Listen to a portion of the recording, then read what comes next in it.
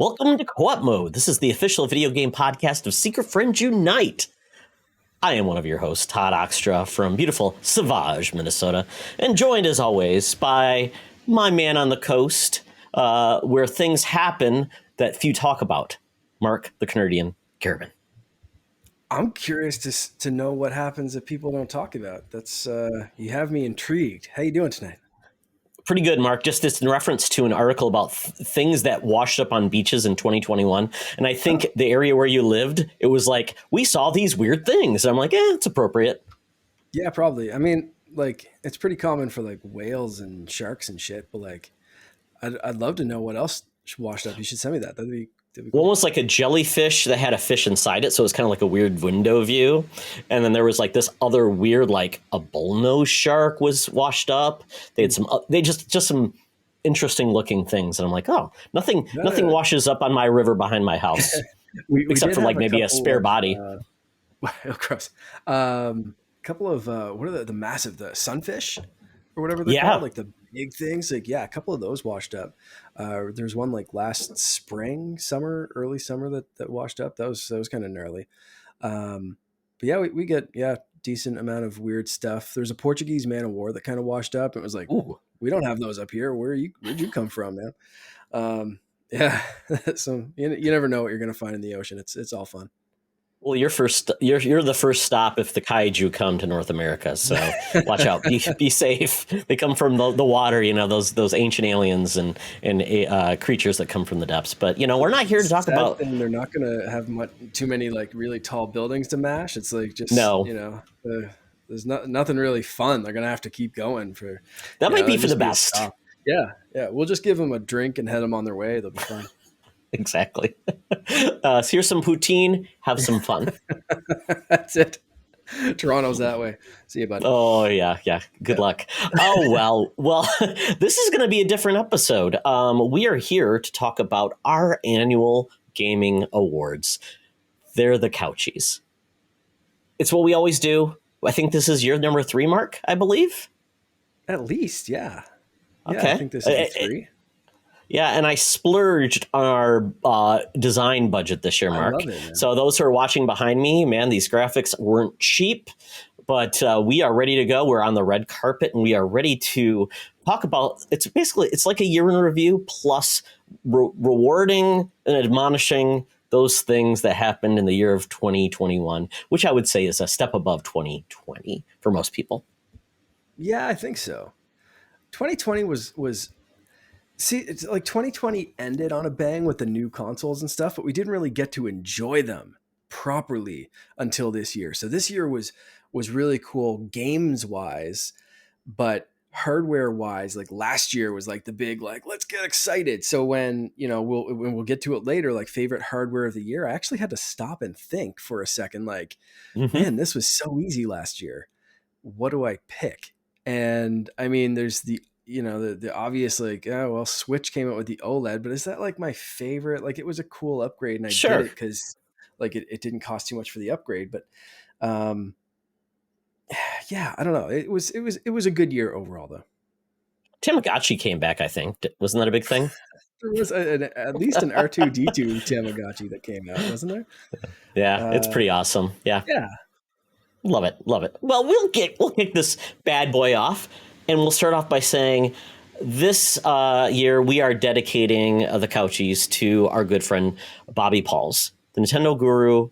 We lost him this year. And Mark, we had him on the show, I think in October. It was one of the last podcasts he did of 2019.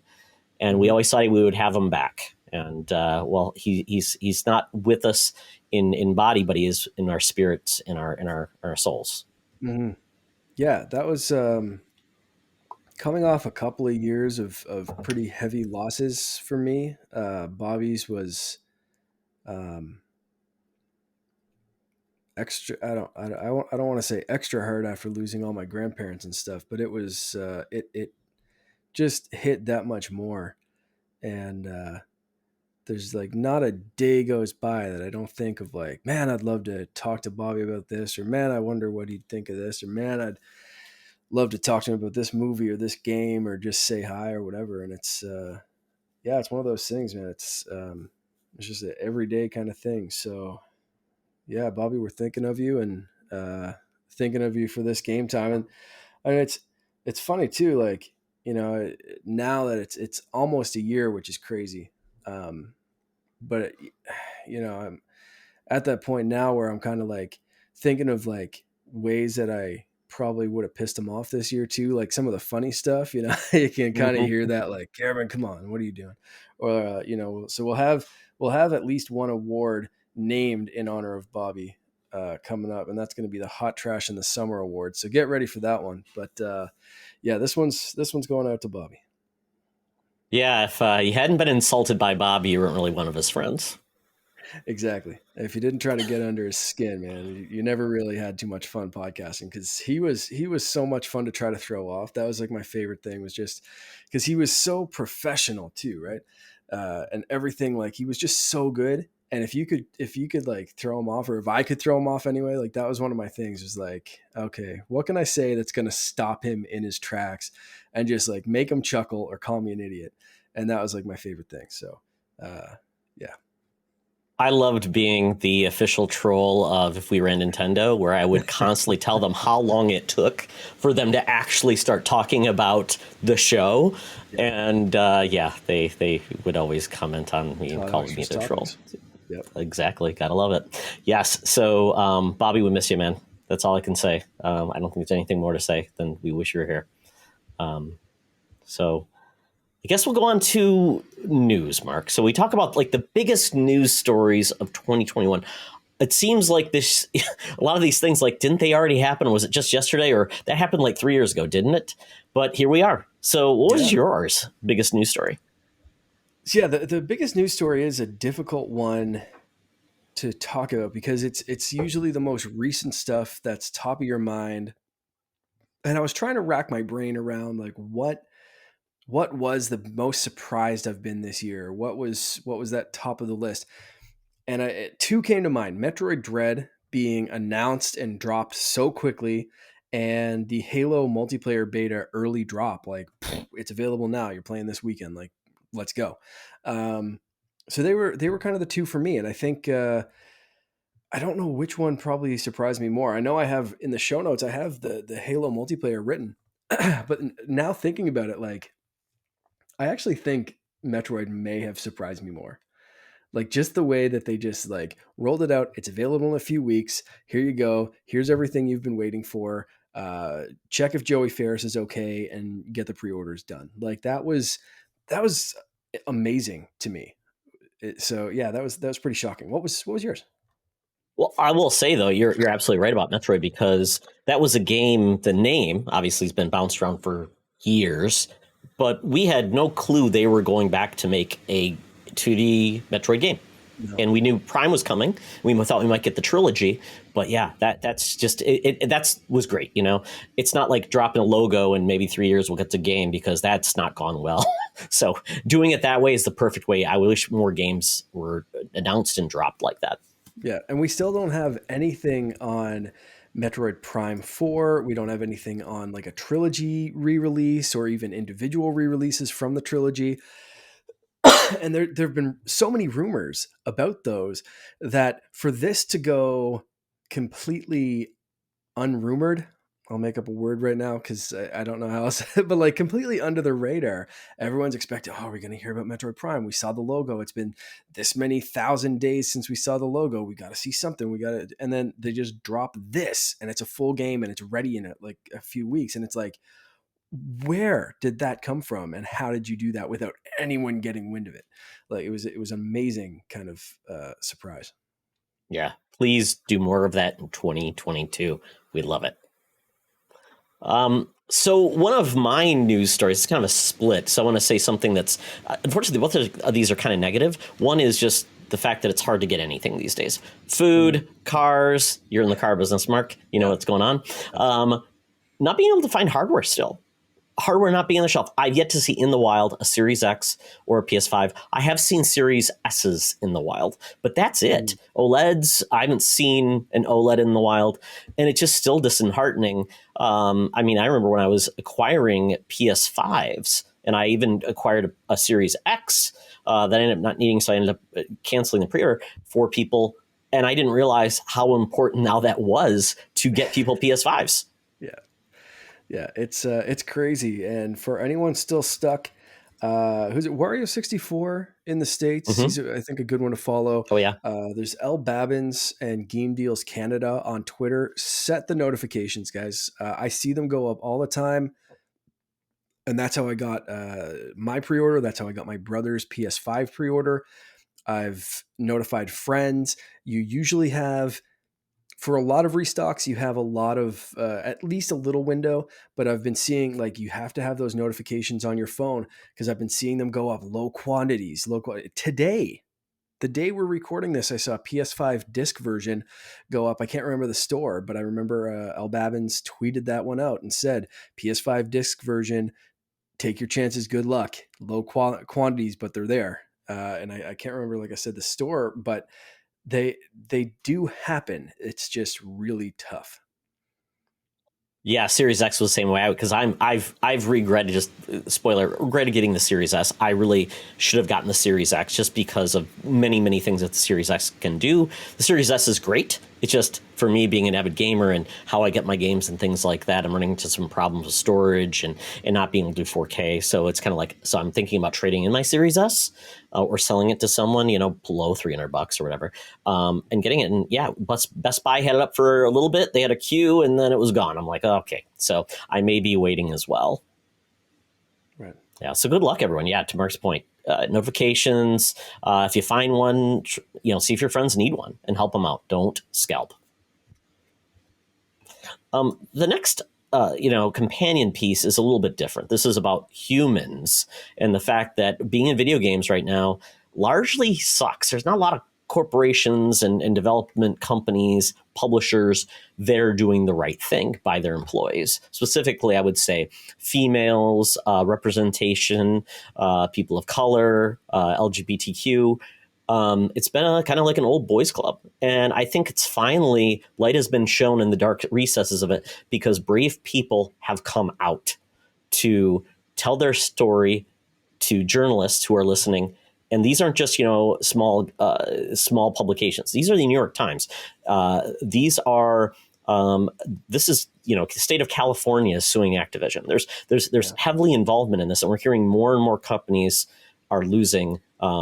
These companies are also losing people now because of that. It's because it's an unsafe work environment, unfair work environment. You don't get promoted, and you're going to be treated unfairly. So, Activision, Ubisoft. We're hearing all these things about Quantic Dream.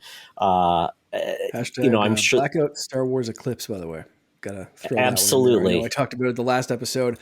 I talked about it on Holocron Chronicles, but yeah. Man, and did you see that Riot Games, Mark, just settled $100 million because of all of their problems that they had? Yeah, so it's coming to fruition. Yeah, so I think it's a matter of time before we start seeing union labor, unionized gaming labor to help make those workplaces fair and equitable. And we did just get the first video game developer union in the States, didn't we? Within the last couple of weeks. Yeah, they're just kicking it off. Yeah. I really, I wish I wrote it down who it was and more details, but we decided to focus on the awards instead of the actual news and stuff for this week. So my apologies there, but it is seeming to move forward in hopefully a good direction. Absolutely. And by all means, if you want to speak up and support those, do the best you can by calling them out, calling out your representatives if they have a say in how those companies are ran, especially if they get subsidies, things like that, taking those away from those companies and letting the boards know, firing leadership and hiring the right leadership, best thing you can do. Yep. All right. So, Mark, we get into some more fun categories. Ooh. So the first fun category, I would say, is favorite hardware. This isn't necessarily, a new system or something that came out. Just gaming is a lot of hardware. It's accessories, all the fun things that make you smile when you buy something that's not $300 or $500. So what was it for you? So I kind of spoiled this one earlier. I said the Switch OLED comes to mind, and I really enjoy the Switch OLED. It's not a Switch Pro, right? It's not new on the inside. Yes, it's shiny and new on the outside, but I play a lot of Switch docked. So it's, like today I was playing Ollie Ollie, was it Ollie Ollie World, which is Ollie Ollie 1 Mm-hmm. and 2 combined. I love those games. I've played them before, but playing them on Switch on the OLED was great today. It was really fun, and I put about an hour into that earlier today. So I love the Switch OLED. It's fun. It's a nice little mid-step refresh for the Switch. But I have to go with, I think, Microsoft Xbox Design Lab controllers. I was waiting on these. I was this close to getting an Xbox One Design Lab controller, and I kept going back to it and redesigning and being like, "Oh man, I want this. I want this." And we had so much fun with our contest. We we just it was so much fun with the Design Lab, and they're still changing it. They've had rubberized grips now, so I kind of want to order another one, which is ridiculous because I still love my first one. But Design Lab controllers, man, they're so much fun. They're so personalized, and for me, the Xbox Series controller is probably the best controller on the market, like standard control. I'm not talking like the super $300 pro expert controllers. As far as standard controllers or like cheaper third parties or anything like that, no one makes anything for me that can touch the series controller. So you throw some fun customization on that, and Xbox Design Lab just can't be beat. I do like those controllers. I just have had bad connectivity problems with PC and some other things. So if they get that fixed, it's a hell of an entry level controller. By all means, I mean, DualSense is my favorite. I just what it does is so much more so than just getting the sticks right. So, and I know you haven't had a chance to really dig into it, but I would love to see Xbox venture into some of those areas too, because they have such a great platform and standard, and they do their Elite series is just even better. It's something that PlayStation lacks. And so Xbox has definitely nailed it. And the fun part about the Design Lab is we had our contest with Sean Nias's kids, and I'm still waiting to hopefully they got good grades so they get those controllers designed. And I think I keep hinting at this, but in 2022 I think we'll have something to offer our community from the Design Lab. So. Yeah. What about you? What was your favorite hardware? You have some exciting. So the thing that I got that I was really excited about was I've done cloud gaming through Xbox with a clip. I've done a few other different things, but I'm like, it's clunky. Don't always have a controller. It really made me mad when I was on vacation and I took it with me, and the batteries I brought were bad. And I was at my aunt's, so I'm not going to bother her for batteries. So I essentially couldn't use a controller. So I was so mad. But so I'm like, you know what? I've heard some really good things about the backbone, about other things, Razer Kishi. Well, now that I'm back in Android land, I invested in a Razer Kishi, which there's one for iOS as well. But Backbone is truly for iOS. And man, the Razer Kishi is awesome. It connects by USB-C, so there's no wireless connection you have to worry about. Just connects in directly. Has a port, so you can still charge, which is nice. And it does have a pass through for if you've got a wired headset, but nobody has wired headsets anymore. So it's great. It's awesome. Mark has really cool. It's almost like I wish the Switch had, they opted for larger, because it's essentially Joy-Cons that just stretch and add on. So it's something that the Switch could definitely do, which is just add bigger sticks, bigger things that are more form factors that I've wanted. So, but it's awesome and it worked great. I was playing Forza Horizon 5 on the cloud, and it ran great and it controlled great. And I'm like, this is great. And I think I got it for $45. So if you really want to, have something, and it's compact, it's super small. Once again, you don't have to worry about charging it. So it's even better. So you could toss in your backpack, Mark, for yourself, take it to work. That's really you'd be good to go. Yeah. So, I'd recommend you guys look into that if you're really interested in cloud gaming, because it's actually a lot of fun. Or just gaming at your bed, at night, and you don't want to have to worry about taking a controller up to your room. And that's speaking of that, that's exactly why I went with Ollie Ollie today, is because I didn't want to get the clip out. I didn't want to attach it to the Xbox controller. There was some stuff that I wanted to play on Xbox, but we were watching TV at the time, and I was like, well, I have to play something handheld so I can cloud stream or I can grab my Switch. it ended up being the Switch just because, like you said, it's clunky. But if I had Yep. a backbone or a Kishi, then that would solve that problem. So I might look into that. That might be a thing in 2021. Yeah, and the other thing is, people are probably so tired of hearing my journey against the Joy-Cons and my Pro-Cons, but I found a set that's really fantastic. It's called the Binbach. They have a weird name. These are from China. They're not really descriptive, but these are basically Pro-Cons. They do everything but that the Joy-Cons do, except for NFC. Everything else, they're wireless, so they work independently. I know, I was so mad because specifically, well, and I would say normally it's not a big deal, but when you're playing Metroid, Yep. Metroid Dread, and you need those stupid power-ups and shit because you're dying. Oh, it was so mad. I'm like, so I got to go back to the Joy-Cons, or I have to go docked and use the Pro Controller, which I love the Pro Controller by all means. Although mine stopped syncing because the little button broke on the inside, which makes me really? Yeah, so I have to wirelessly. I have to wired connect it first, unplug it, and then do that. So yeah, that's a pain. So that was not. Yeah, it was a pain, but still. But yeah, I love these, and they're like $45 for the pair. They have cool LED settings. They have big sticks and triggers and buttons. So and they have a D-pad too. So really cool. So it's really. I enjoyed my OLED with it a lot more than just with the Joy-Cons. So that was a thing I really enjoyed. So if you struggle with the Joy-Cons just because of ergonomics, I definitely recommend something like this.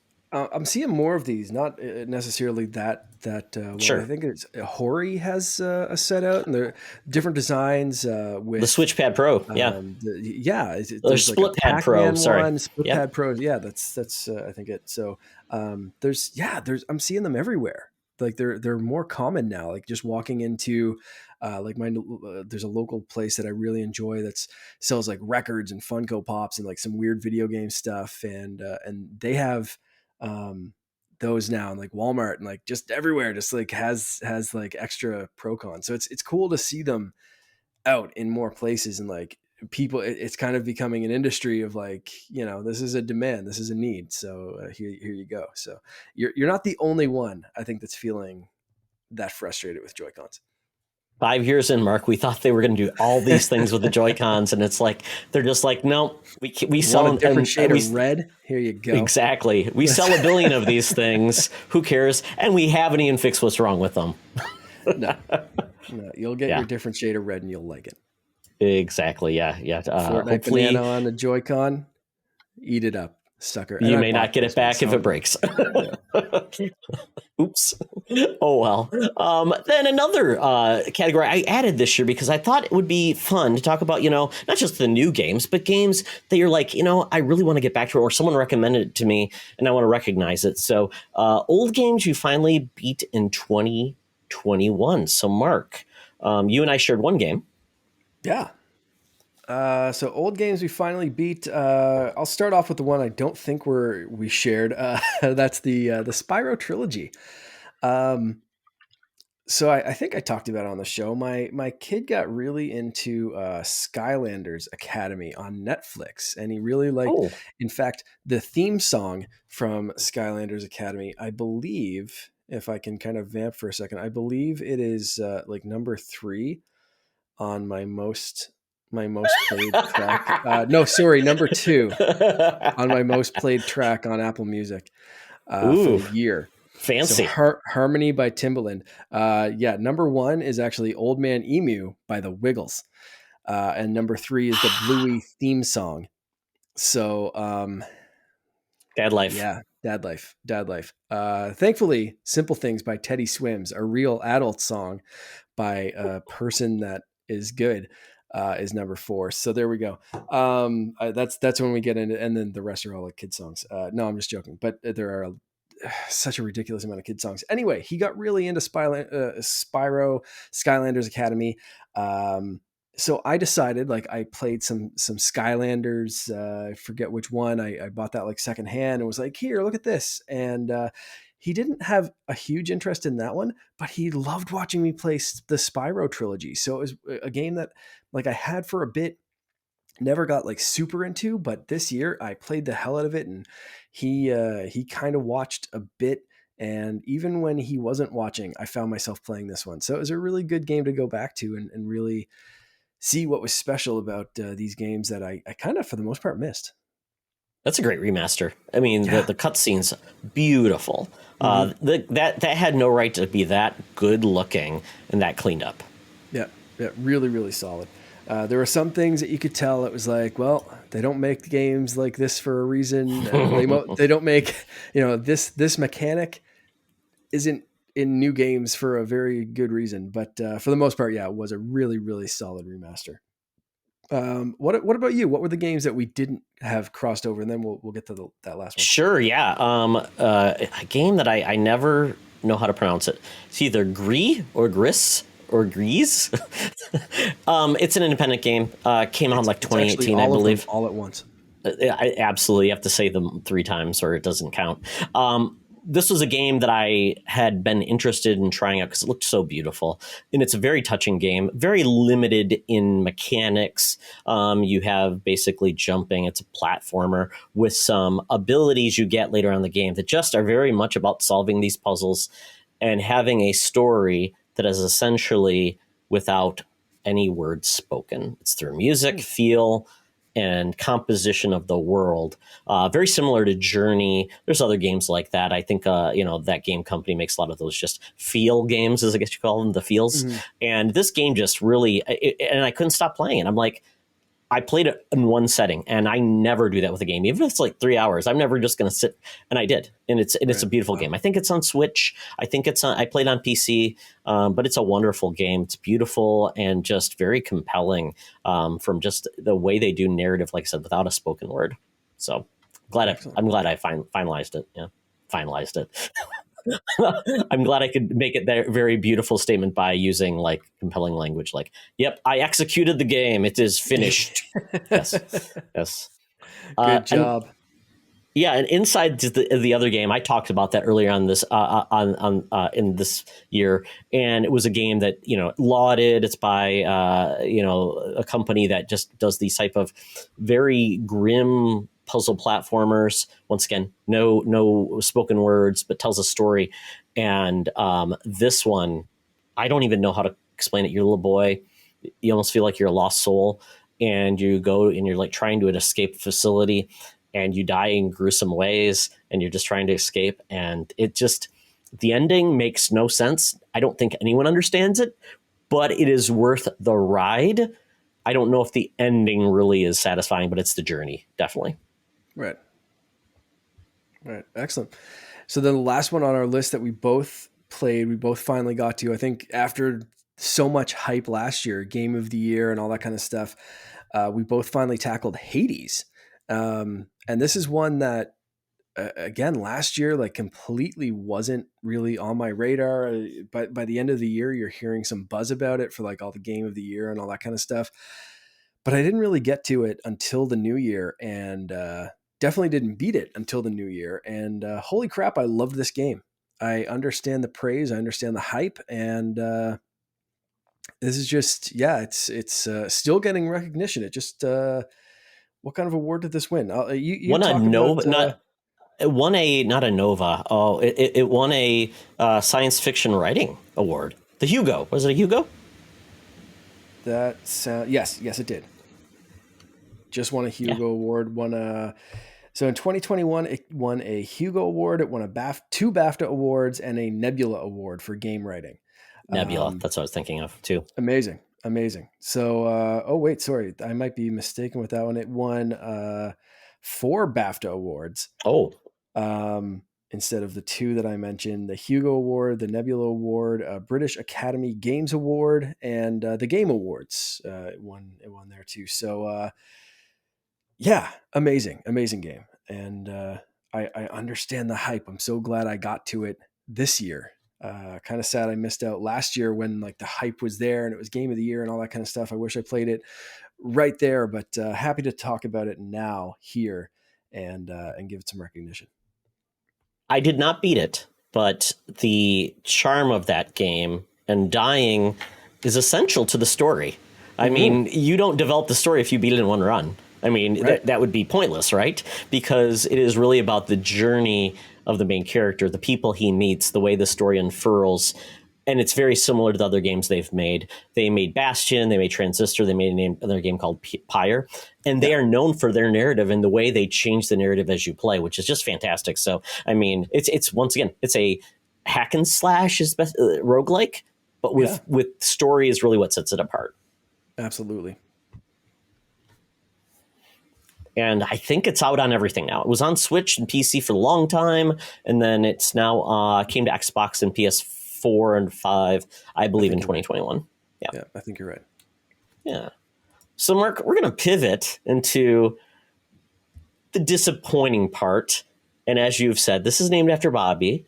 Hot Trash in the Summer Award, as Bobby would say something is. I want to clarify, this isn't named after Bobby. This is named for Bobby. Bobby is his most favorite phrases, right? Would say, yes, no, that's hot trash in the summer. And it just that one line could dismiss a whole game. You could go on a 10-minute rant about how excited you were for a specific game or a trailer or whatever. And he would just shut that down with, nah, that's hot trash in the summer. And it would be done. You would be just over. There's no comeback. There's no fighting it. It's just, that was the word. So I couldn't, we couldn't do this category without being like, you know what? They're hot trash in the summer. And absolutely, that's what we're going to say about that.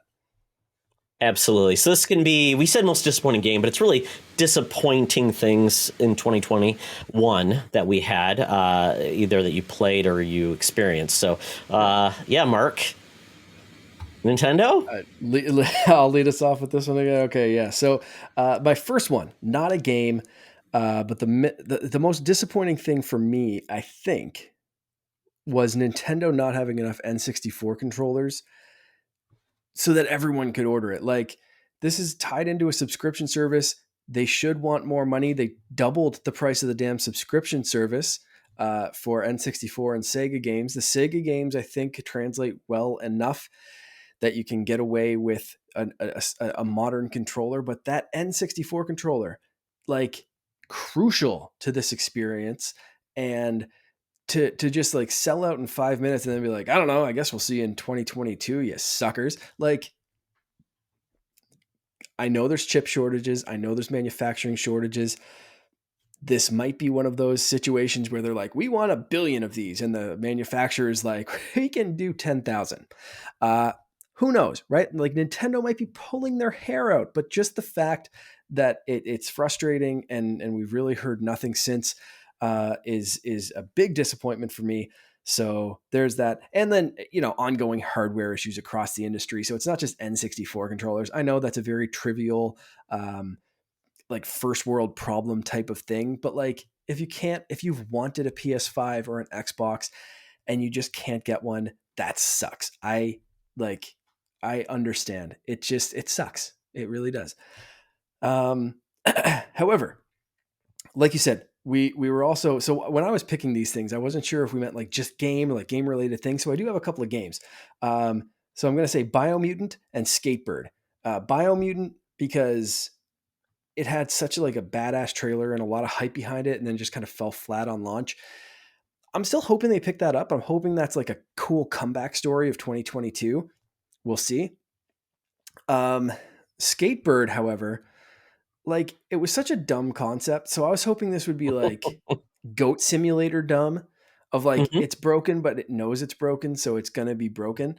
Or like just at least something really dumb that I could enjoy. But it was just kind of like, oh, this just don't work.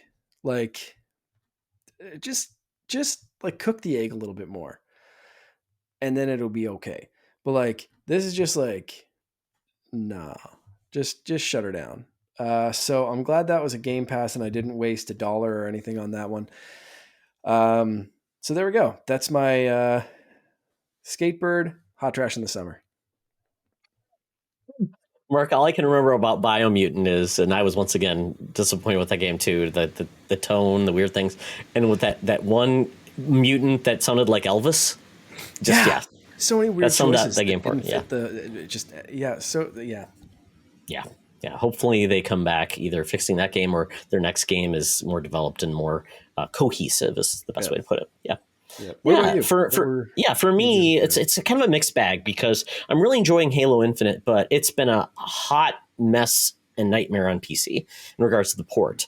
And I don't know, maybe it's because they focused truly on the console version and the PC port was secondary. They have a lot of things going on. They've struggled with so many different areas, but I have a really nice gaming PC and the game looks like trash. And I tried everything and it ran like trash. I took some video of it. I'm like, this is horrible. I'm spending way too much time trying to get this right.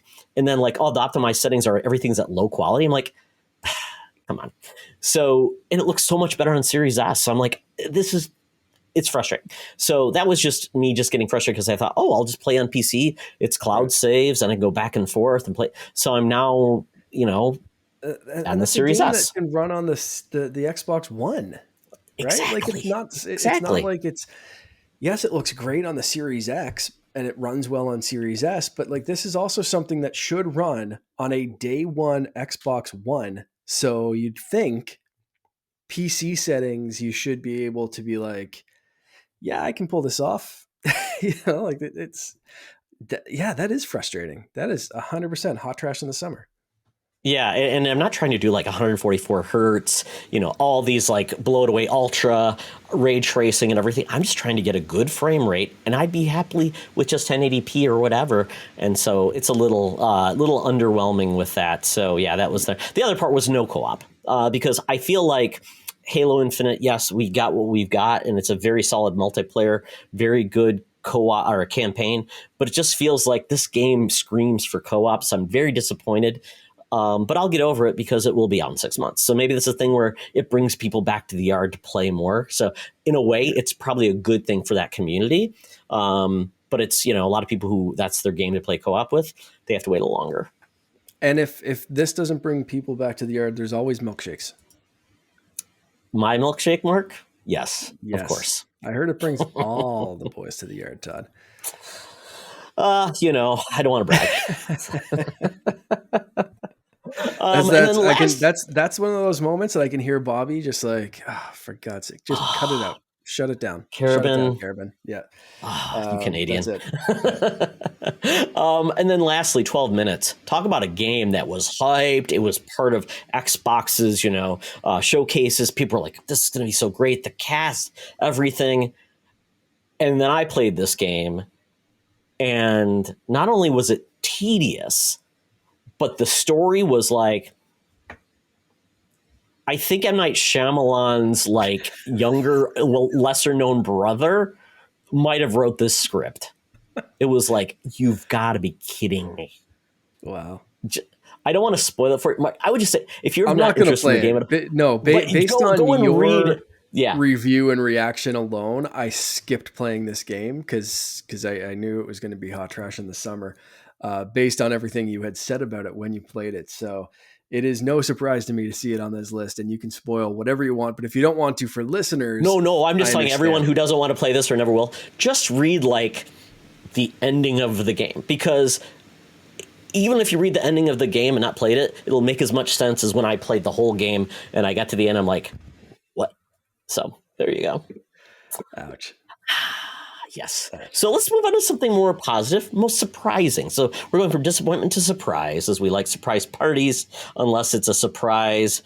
I'm pregnant, and you weren't planning that. So, not that I'm pregnant, or you're pregnant. Yeah. Oh, thank goodness, Todd. I know. Yeah. Long distance. Yeah. It's hard. Yeah. I don't know if we can make that work. All right. So, I already mentioned, so again, when I was writing these show notes, I wasn't sure like the most surprising thing. Surprise announcement, I already said Metroid Dread was probably the most surprising one. But since I already gave that one earlier, I'm going to say Guardians of the Galaxy or maybe Riders Republic, in the sense that I was very surprised that both of those games were good, or at least as good as they were. Riders Republic was one that I was hyped for when I saw the trailer, but it got pushed back and I was like, they're trying a whole lot with this game. Is this going to be a jack of all trades, master of none? But like also not really good at anything. Like like that guy that you call is like, I can fix that. And he ends up breaking more shit than he actually tries to fix. Like that guy, I thought this game was going to be that guy, but this game was awesome. And Guardians of the Galaxy after Avengers, I was like, oh, dude, like maybe fix Avengers before you bite off another Marvel franchise. Like, what are you doing? Slow down, like pump the brakes a little, fix that game. And they came out swinging. And Guardians, although I haven't played enough of it to feel like the whole effect, like from what I played was fantastic. From what you've talked about, it is phenomenal. And it's on a lot of like game of the year lists, or at least talked about. And it's just one of those games that like, it's solid. Like why, but it also makes you wonder, like, why, how did they mess up Avengers so much? And then this game is so darn good. And like the Spider-Man games, so darn good. Like I want the Xbox, was a Power On, like that series, which was phenomenal, by the way. I don't know if we talked about that yet, but like a little bit, I think we did. Holy Yeah. crap. That could go in here. Like the biggest surprise, like how honest Microsoft was in that little documentary. But anyway, yeah. So there are some surprising things. But and if you haven't watched it's Power On, right? Power On. Xbox, Yep. 6 parts. Yep. 6-part series. Go watch it. YouTube. It's on the Xbox. It's on the Roku channel too, as well. Okay. Yeah. Yeah. So if you've Roku and the Roku channel, watch, yeah. It's great series. Another big surprise. Yeah. Yeah.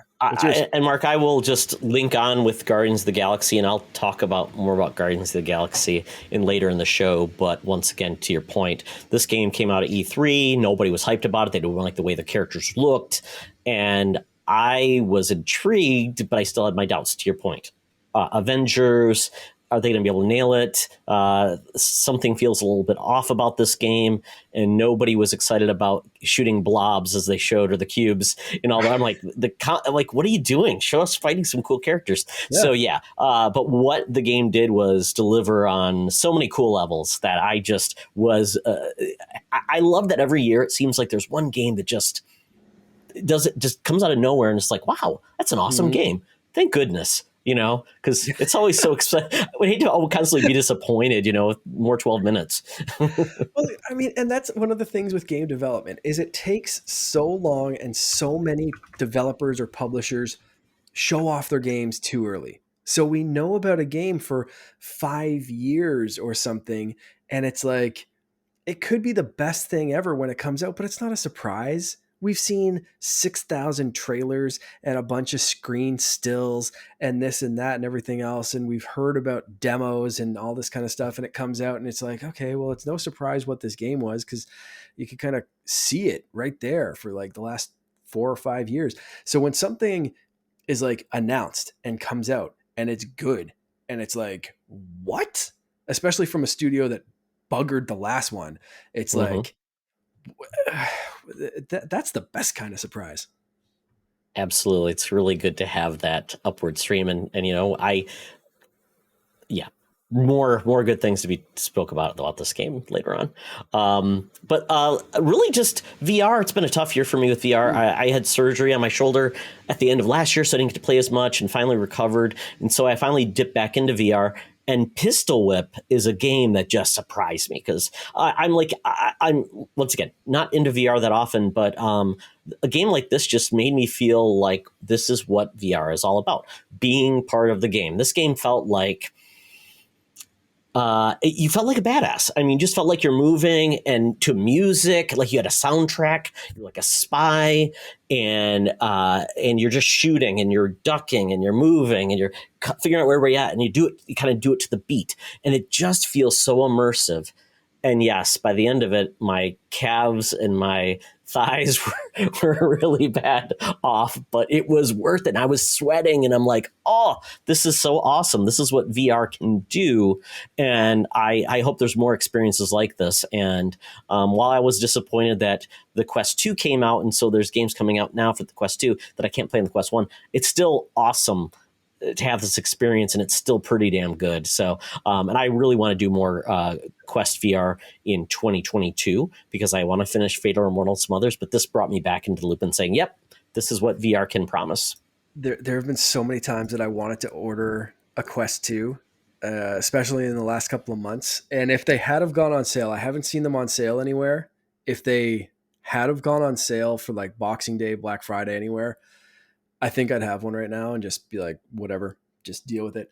And I probably wouldn't have the Mando helmet that I'm looking at over there.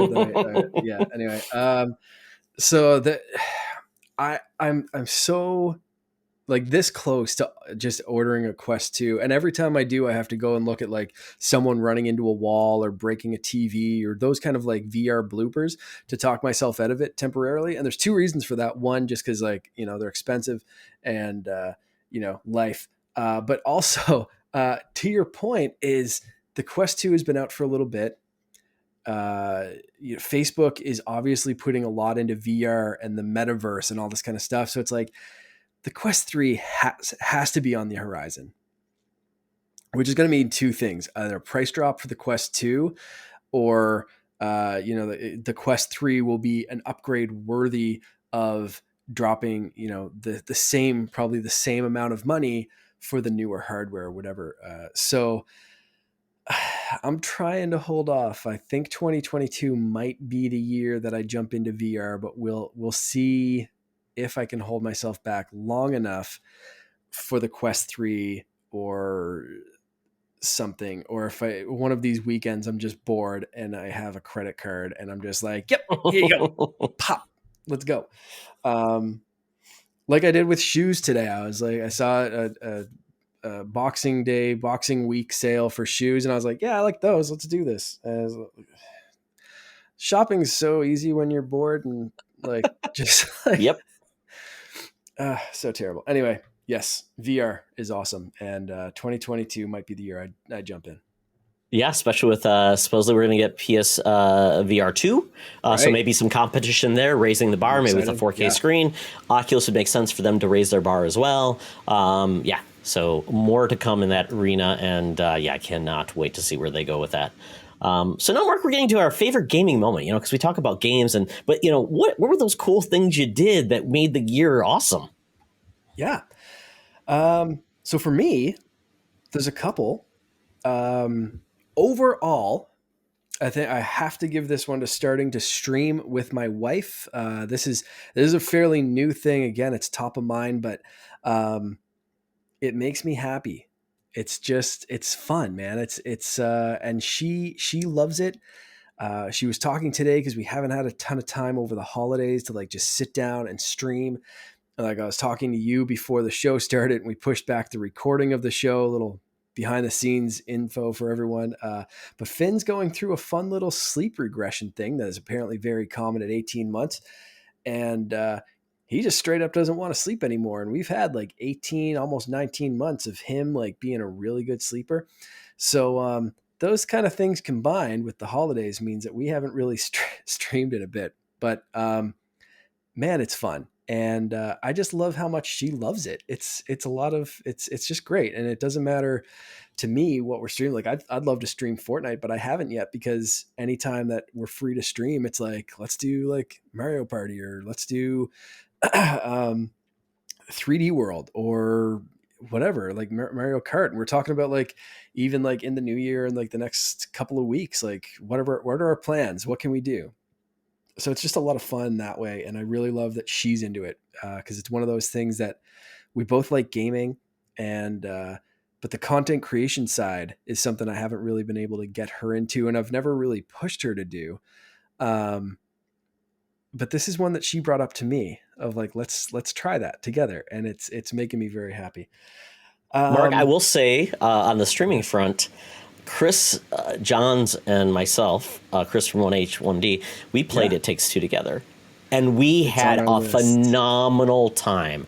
Yeah, it is wonderful. I mean, talk about a game, and I didn't put it, it's not really on my list because I was going to talk about it, but we're not talking about we gamed. But I would say that is a phenomenal game for you two, because it is such a cool, fun experience. It's about a husband and a wife, so you're actually playing a husband and wife. It's goofy, and the games are so good. So I think you guys would love it. It is on our list. I know you had recommended it, and one of her friends actually tuned into one of our streams, and she recommended it as well, and was texting Loren afterwards, like, "You guys have to play this game. It's on Game Pass. I know Mark has Game Pass, so get it, set it up, and go." So, and luckily, my capture card does do 4K HDR pass through, so the Xbox Series X won't lose any fidelity on our TV as it also streams. So it's going to be a fun game to play. So we will 100%. I can say that we'll be getting to that one soon. As far as like gaming moments, again, I'm going to pick one that's kind of top of mind, like in a game event, and that has to be Fortnite, because this is the only time during this show I'm going to bring up Fortnite. But Fortnite, the Chapter 2 big season chapter finale was phenomenal. They did some great stuff this year. They had like the Hunters crossover, which featured like Rick Sanchez and the Mandalorian. They did the big Marvel, like more Marvel skins and stuff. They had some great DC skins with like the Flash, Wonder Woman finally getting a skin. They've just been upping the game consistently. A few different like concerts, like big events like the Ariana Grande and BTS and stuff like that. But the epic cinematic and the chapter finale featuring The Rock and like evolving the story of Fortnite and all this kind of stuff was another one of those events that like only Fortnite does, and no one else is even coming close. So as far as like gaming moments, that was so awesome. I was able to do that and stream it. That's like the one time I actually streamed Fortnite, but that was directly from my Series X. So yeah, fun stuff there. Fortnite's always changing and always upping the game. So adding The Rock into that was obviously the next evolution. Mark, how does it feel to be in the metaverse? It feels great. It feels fun. It feels like I got shot in the face. Oh no, never mind. Sorry. Love it. Yes. Yeah, what about you? Fortnite. Yep. So for me, one thing I did that was really stood out to me is just really grabbed me and just really said, wow, a game you never thought you'd ever play, an experience you never thought you'd have in a game happened with Hitman 3 this year. It was fantastic. I felt like I was a great detective, like Hercule Poirot, Sherlock Holmes, or in Knives Out, trying to solve a crime. And that's what Hitman 3 did in level 2 of the game. You essentially have to show up and you have to shake down this matriarch of this family in this huge mansion. There's going to be a big party. And she's actually covering up her death. And it's just like the wake and the funeral and everything. But she doesn't kind of hide that she's not dead, which I thought was interesting. But it's truly she's part of this big crime organization that's been trying to take out the agent for years. So he's there to actually get dirt on her and from her. And you're going in there, and then essentially you're disguised though as a detective to solve the mystery. Sorry, not the matriarch who's dead. It was her brother. Sorry. And you're there. You basically take out the detective, disguise yourself as a detective, and have to go around and solve the crime. Who killed the brother? Not get caught. Fantastic. And it's Hitman though, so you could like take out people with banana peels, or you could throw a rock at them, or you could throw them in a well, or it's just a game that's totally open ended, and it's not really it's a stealth game, but it's a stealth game where you can do whatever you want, and it's goofy. You dress up like a clown and hit him with a briefcase that happens to be like a boomerang. It makes no sense. It's goofy and fun. Some are more realistic, some are more goofy to that point, but I just had a blast, and I probably would like to play more. I beat the first level, the second level, but stealth stresses me out. But in this level, I had a ton of fun, and it was just I love the fact that what they went with the game and what took me away. And I love murder mysteries, just fantastic. It's what games should do at times, just really surprise you. That's great.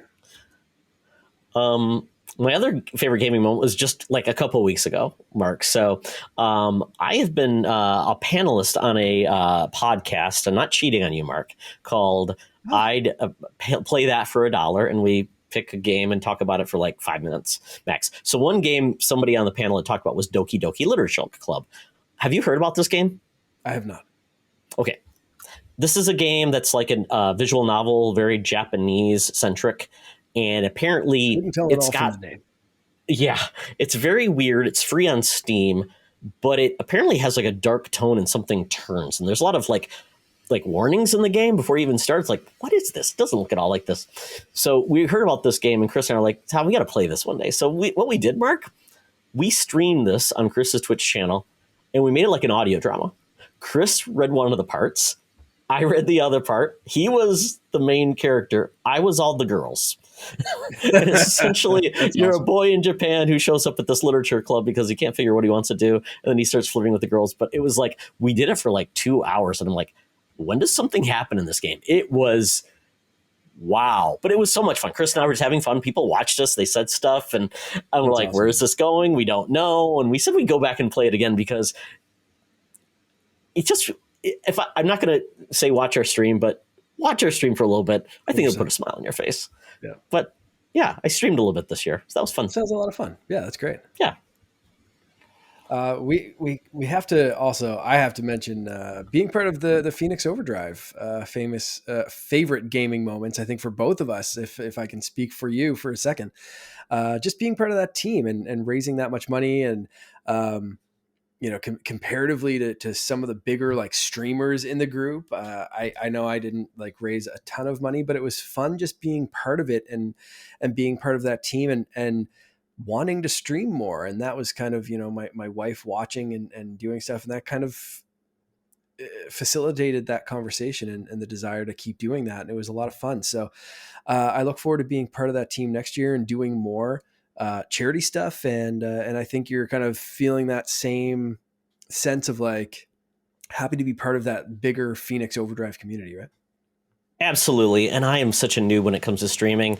I had some unfortunate experiences at the beginning, but after I ironed it all out, it was a ton of fun. And yeah, I would definitely do it again. It's great to help people out. That group is so great and they're good friends and they're part of our Discord community. So check them out if you can. Phoenix Overdrive Nation. They're going to be back. They're going to be podcasting again on the PC side. So if you like PC gaming, they are going to be a great podcast resource. So yeah, and if you want to join us, questions about joining, let us know. Definitely. Okay, Mark, we are at the big part of the show. This is going to be our top games. Don't we have 70 exclusive reveals and another 3.5 hours of showtime to do? The first reveal. Yeah, the first reveal will be I got a Wolverine Dorb from the NBC group. There we go. Yeah. That is our one exclusive reveal. Okay, there we go. That's it. So that's what you've been waiting for. I know you tuned into this award show to see 3.5 hours worth of sadly Sting couldn't make it to this. So it's just Todd and I. We'll have Sting on next year. We apologize. And Kojima. And we didn't invite any of the developers. No, well, Kojima sends his regards. That's about it. That's all I've heard. Oh, okay, yeah. And we thought we wouldn't involve the developers. No. So there we go. Yes, no, we're on to our game of the year discussion. So, Mark, we're doing things a little different this year because we had to break out our top 10. Now, we're not going to go deep into the top 10, but we had to because we realized normally we'd go top 5. And if the highest ranking game in our top 5s that we had together would be our game of the year, like Phoenix Rising. Phoenix Rising? Immortals Phoenix Rising. There you go. That was an easy one. This year, not so much. We had none of the same games in our top 5, so we had to go top 10, and then we had requested that our tiebreaker be the community, and whatever they voted would be their top pick. And if that was on our shared list, regardless of where they were at, that would be our game of the year. So before we move on to this, I should have been throwing these in, but we were moving along at a fun pace, and I kind of forgot to look. So my apologies, but I do want to go back for a second and just thank everyone on Twitter and on our Discord for throwing some things out. So I have to say, famous Seamus. His biggest surprise, Metroid Dread and Guardians, kind of agreed with us there. His biggest disappointment, Chris Tales, found the combat dragged on and wasn't as good as I hoped it would be, and Nintendo 64 games on Switch. lot of criticism there. Understandable. Famous Seamus had some other games that we'll get to in a second, but I want to check Twitter because I think there were some disappointed games too on that one. Charlie actually chimed in, and his biggest disappointment was Lego Star Wars getting pushed back. Still MIA. Give me Lego Star Wars FFS. So I thought that was funny. Like the non video game guy still had a disappointing moment. Dan at RetroLogic, who we had on not that long ago, said the biggest disappointment might be the Advance Wars delay. So some delays for sure, but we'll see them in 2022. They're always frustrating though. He said that there's plenty of other stuff going on, so not that big of a deal.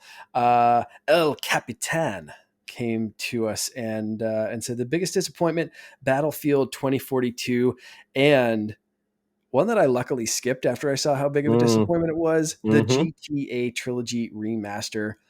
Whew, what a stinker. What else? I think that's it. I think that's all of the disappointments, all the stuff that we skipped. So yes, we had some great community interaction for the top games, but I forgot we did get some stuff in the other category. I apologize for not going through it. Thank you to everyone that wrote in. Yeah, and it seemed like there was a lot of acclaim for Metroid Dread from the crowd, which was awesome because I think a lot of people, once again, that's one of their favorite franchises. Joey Ferris, of course. We also have Larry Giver, also a huge fan. A lot of those that were there, and I think that's one, again, a surprise that made a lot of people's years. So thank you for that. Not included, yeah. So how do you want to do this? Do you want to start with our lists, or do you want to just keep going with what the community said and kind of give, some of the responses that we got, and then we can start going through our lists, or how do you want to do it? Well, Mark, you did a tally. So why don't we do that? Why don't we do the tally of their games, where they stuck, and we can kind of see where they stood for their top games. So we can start from the bottom. Let's start with the games that got one vote. Returnal. So this, and I will say up front, this isn't every single game that was mentioned. Famous Seamus gave a pretty extensive list on Discord that we won't include every single game here. But Seamus, you have a lot of favorites, and I love that. I absolutely love that. And that is a very Sean Capri thing. Like, list one thing that you love, and it's like, here's my list of 20. Deal with it. So thank you very much. I love loving things about you, Seamus. That is amazing. So I will list a few here that came up a couple of times. So we've got Returnal coming with a couple of votes. Inscription, which was that like one person's listed that, and I want to see who that was. That was Jason on Twitter at GimpyJ, listed in Inscription in his and Loop Hero. Loop Hero came up a couple of times as well. Ender Lilies, Deathloop, Yakuza, 12 Minutes actually made someone's list, Todd. So you have a new enemy that you have to collect. Guess I do. Call of Duty Vanguard was on Sean Nice's list. Yeah, I think that was Sean Nice. Which I always dug like a lot of the Call of Duty campaigns. I didn't try Vanguard yet, but like they're usually pretty good, like popcorn action movie kind of things. Pokemon Diamond and Pearl, that one I think again was El Capitan. Of course, after how much you raved about it on the show last time. The Pokemon Master. Yeah. Exactly. Knockout City made a few lists, and that was like, like teetering on my list as well. I put a ton of hours. I thoroughly enjoyed that game. I was horrible at it, but I enjoyed it. Yeah. I will. You know what? I'm gonna throw in a couple of famous Seamus's. He threw in Unpacking, Cyber Shadow, Boyfriend Dungeon, and Deathloop, because I hadn't heard too many people talk about Deathloop, and this thing, but like there was a lot of buzz for Deathloop overall. So it was like kind of funny where our crew doesn't seem to be talking about Deathloop, but I'm glad it was on Famous Seamus's list. Mm-hmm. Where is it there? Oh, so then we get into kind of the ones that start really showing up on our list. Consensus. Yeah, the consensus stars. Yeah. So this is where we get a lot of buzz about Guardians of the Galaxy, a lot of buzz about Kena Bridge of Spirits, a lot of buzz, like you said, Metroid Dread, Halo Infinite, Ratchet and Clank. Whole lot of buzz about all those games. Oh yeah. No, it's not on the list, Mark. What's that? Far Cry 6. Far Cry 6 was not on a lot of, which is surprising. List. Yeah. Death's Door, the Winter Gamer, Brendan Myers came through with that as his game of the year. I know that's high on my brother's list as well, and I was watching him play that over the holidays, and I think that's going to be this year's Hades for me. Oh, okay. It's going to be a game that I tackle next year. It is on sale right now, I believe, on Switch and probably other places as well. So I'll probably be picking that one up. But Death's Door was that's Brendan Myers' game of the year. So that's an interesting one there. So again, I don't want to miss anyone, so I want to go through this list so that I'm not going to go individually like which games, but thanks for letting us know, because we did have a tiebreaker. I will spoil that a little bit. So you guys really helped with this. So I want to thank the Winter Gamer, Famous Seamus, El Capitan Plays, Sean Nias, aka Jedi Sean. Carly came through. She did say Ratchet and Clank Rift Apart. So again, that was a very highly talked about game. We had Jason, like I said, Charlie even chimed in, Dan, Retrologic. Oh, here you go. One you missed. Chris Johns. Chris Johns. He was the one that liked 12 minutes. So Chris and I, blood feud. Yes. Yeah. But he was disappointed by Back for Blood. Yes, and surprised by 12 minutes. So there you go. You guys have something to talk about next time, not just Doki Doki. It's going to be uncomfortable. There we go. Yeah. But the rest, like Halo Infinite, but then Yakuza Like a Dragon, Knockout City. So like, I love how all over the place people were, and I love how diverse this year was. So thank you to Chris as well. And Brendan Myers went through so much. Death's Door, he really loved. The Switch OLED is a great improvement, but also is my biggest disappointment because it's not holding up as well as the new consoles. Kind of what I said, right? Like it's a good half step, but the insides are the same. If you play a dock, the excitement's kind of over, right? Yeah. You gotta bring something new to the table. The screen's great though. Yeah, exactly. It is funny. I think the reason he played so many games this year, Mark, is because he's having a baby. Oh, 100%. Yeah. So you got to get those games in. Yeah. That's and he said his moment of the year, which I'm jealous of, but this sounds awesome. Finally being able to attend Extra Life and play games with Sean Capri, PSVG Kevin, and Josh Bones. That is awesome. That's so jealous. Mark, you're like 8 years away. You're like 24 hours away. I just could just to fly in to then take a train, and it's not an easy journey for either of us. But just to do that 1 year would be so awesome. Yep. Brendan Myers also said the Metroid series as a whole is something he got into this year, which is awesome because the Dread hype was that good that it not only did he just go and play what's available like on the Switch Online or something, he dragged out old consoles, appreciated having those old consoles and like playing through the entire series, which I love. That is awesome. I have the old consoles and I didn't do that. Like that is just like next level hype for Metroid Dread. So with all of that, let's talk about ours. And then, like I said, we may have had a tiebreaker that I'm so thankful that our community really came out swinging today and helped us with. So okay, Todd, Mark, I want to we'll go bottom up. So I'll go my 10, you go your 10. So we'll start with 10. Yep. I noticed like nobody talked about this game, but I sure enjoyed it. And that's Far Cry 6. I mean, how else are you going to go to a tropical place, make a friend who's an attack alligator, and take on Gus Fring? Moff Gideon. That's yeah. It's on my list of games that I want to pick up, and I'm sure it's on sale right now. And there's so much to play that I know it'll go on sale again. I didn't pick it up yet. I want to. It's going to be one of those games I guarantee by this time next year that I'll be like, yeah, I'm really glad I picked that up in 2022 and finally played it. Like, it'll probably make my list, but like right now it came out when there's so much other stuff that I'm glad that you played it, and I'm glad that Ubisoft Canada gave you the chance to play it. Oh yeah, because it could have been something that we both missed. Oh, absolutely. And the DLC is coming out now. And the cool part about the DLC is they brought back all of the old enemies. So you get all, what is this? Voss? Mm-hmm. You get, I'm blinking on his name. Caden Ming? No.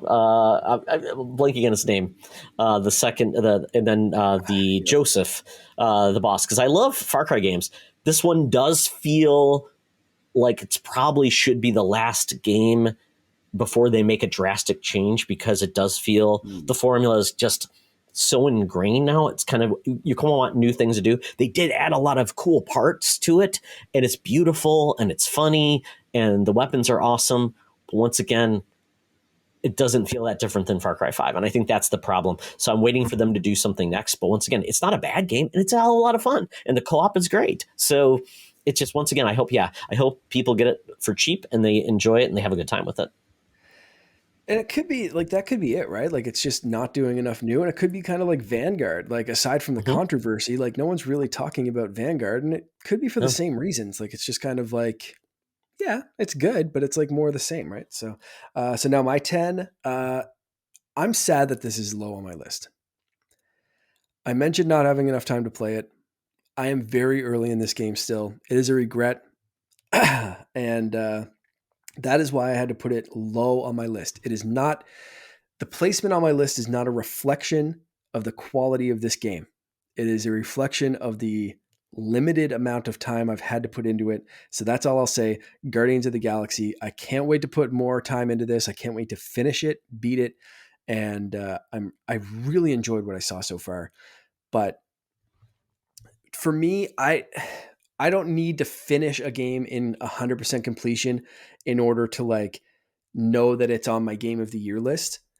But I feel like I have to play a certain amount of it to give it a fair shake to say like it's in my top 5, or it's, it's up here, or give it a proper placement. But I know this one's special. So I'm putting it at number 10. It feels weird for me still to put it at number 10. I could very easily just come up with something else that I played a little bit more of, or something that I feel better like writing a review for or doing something. But Guardians is going to be number 10 for me. So don't hate me for the placement, hate me for lack of game time. Sorry.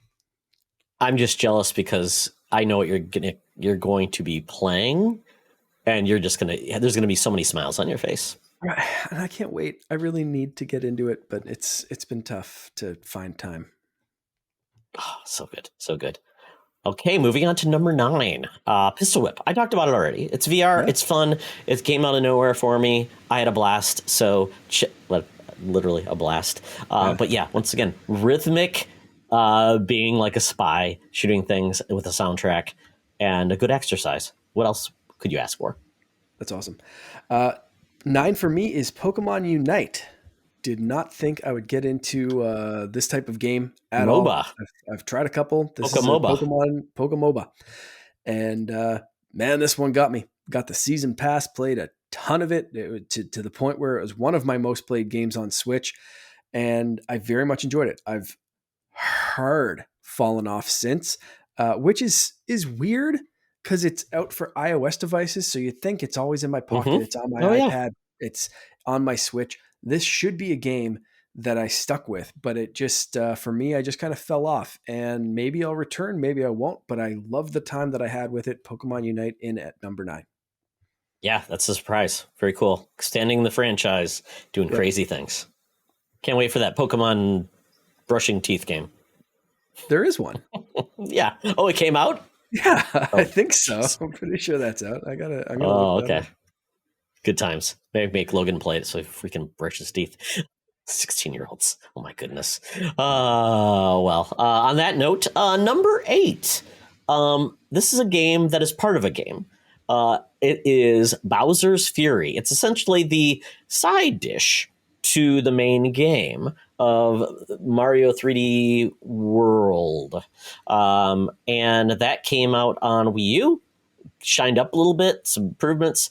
But the big surprise was you're getting essentially a new open world Mario game, which was like, what? And you can be Super Saiyan cats, and it's kind of crazy and wacky.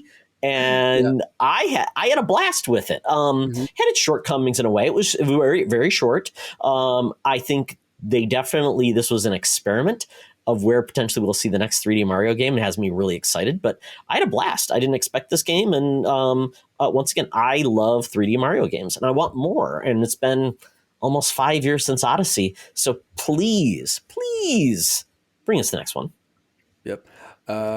Absolutely. Yeah. This game does make an appearance on my list. I will pause for 2 seconds to say Pokemon Smile is available right now on the App Store for free. Get it now.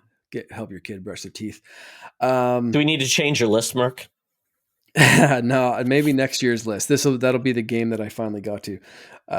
Keep them shiny whites sparkling. Okay, so number five for me, or number 8 for Number me. 8. Let's have a 5 in the title, which is where my brain got a little bajiggity.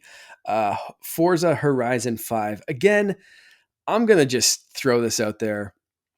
This like bottom 5, like 6, 7, 8, 9, 10. The order was really just kind of flowing out of my brain. This one realistically could probably be up to 7, but you know what? I'm just going to go with it. Forza Horizon 5. It's not for everyone. I think, honestly, if they leaned more into the arcadey bit than the simulator bit, I probably would like this game more, because everything that it does, it presents itself in such a way, like a game like Riders Republic or Tony Hawk, that it's just going to be this over the top, like crazy, do whatever kind of thing.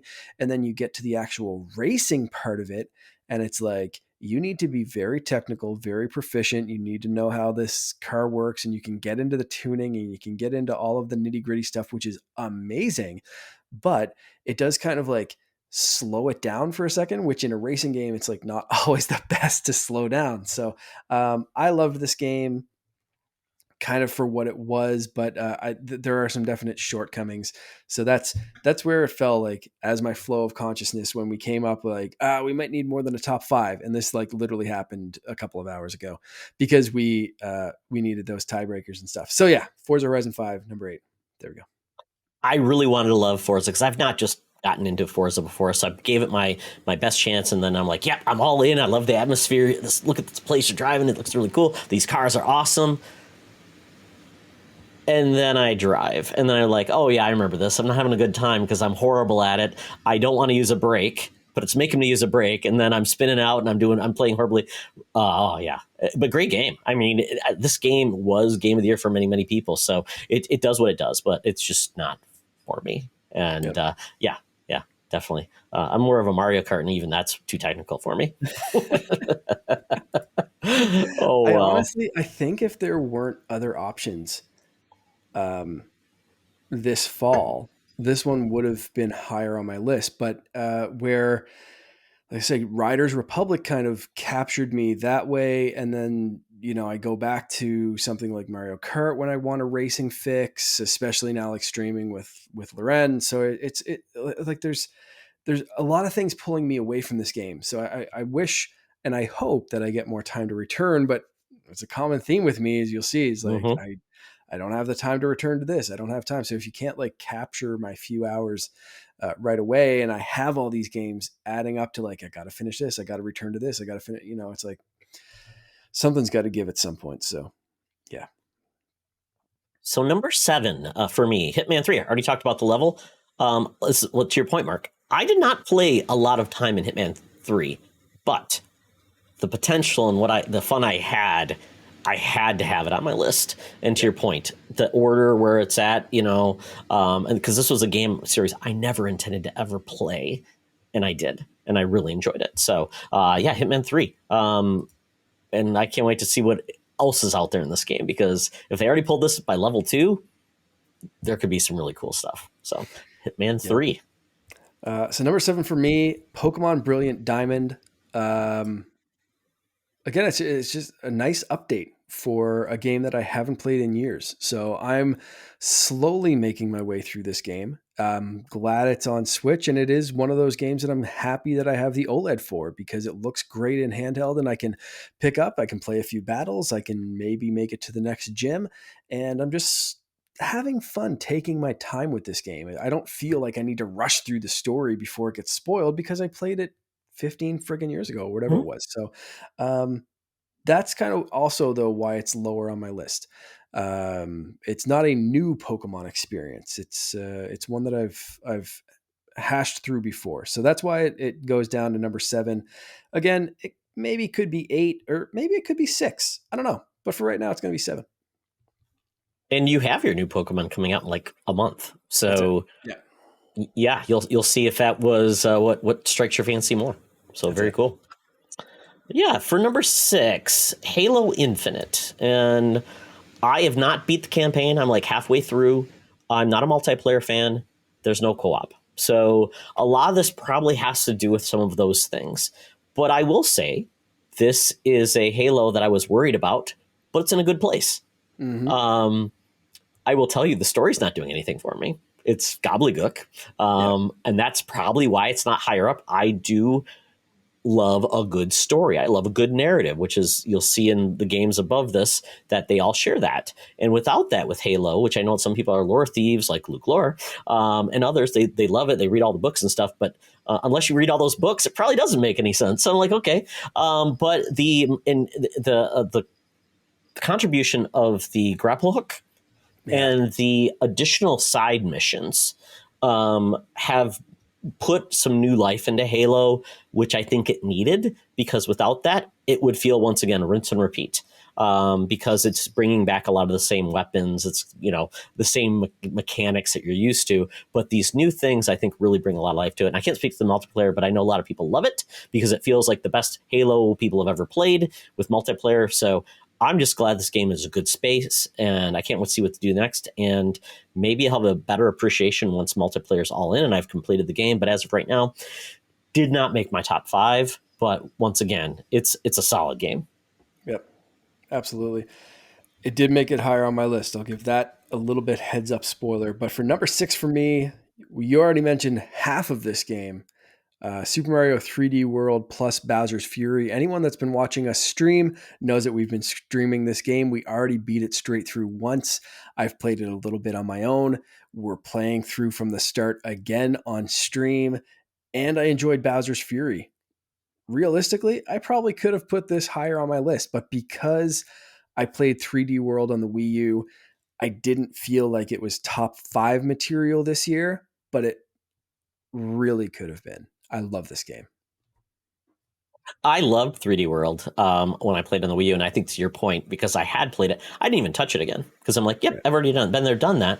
I think that's a good pick, and it is a good co-op game, which is really one of the first, 3D co-op games that they've ever had. So yeah, and maybe they'll bring back 3D. What is it? What was the DS version? 3DS version? Super Mario 3D Land. Yes. I think they should look into bringing that out. The Super Nintendo and the Game Boy. It was World and Land. So yeah. Gotcha. I think they should. Kind of thing. I think they should look into bringing that and adapting it to the Switch. That'd be phenomenal. Great. Yeah, absolutely. And who cares about the 3D? Really, you can adapt it. Yeah, don't have to worry about that much. Yeah. All right, Mark, we are in our top 5, where we were normally supposed to start, but that's okay. Yeah.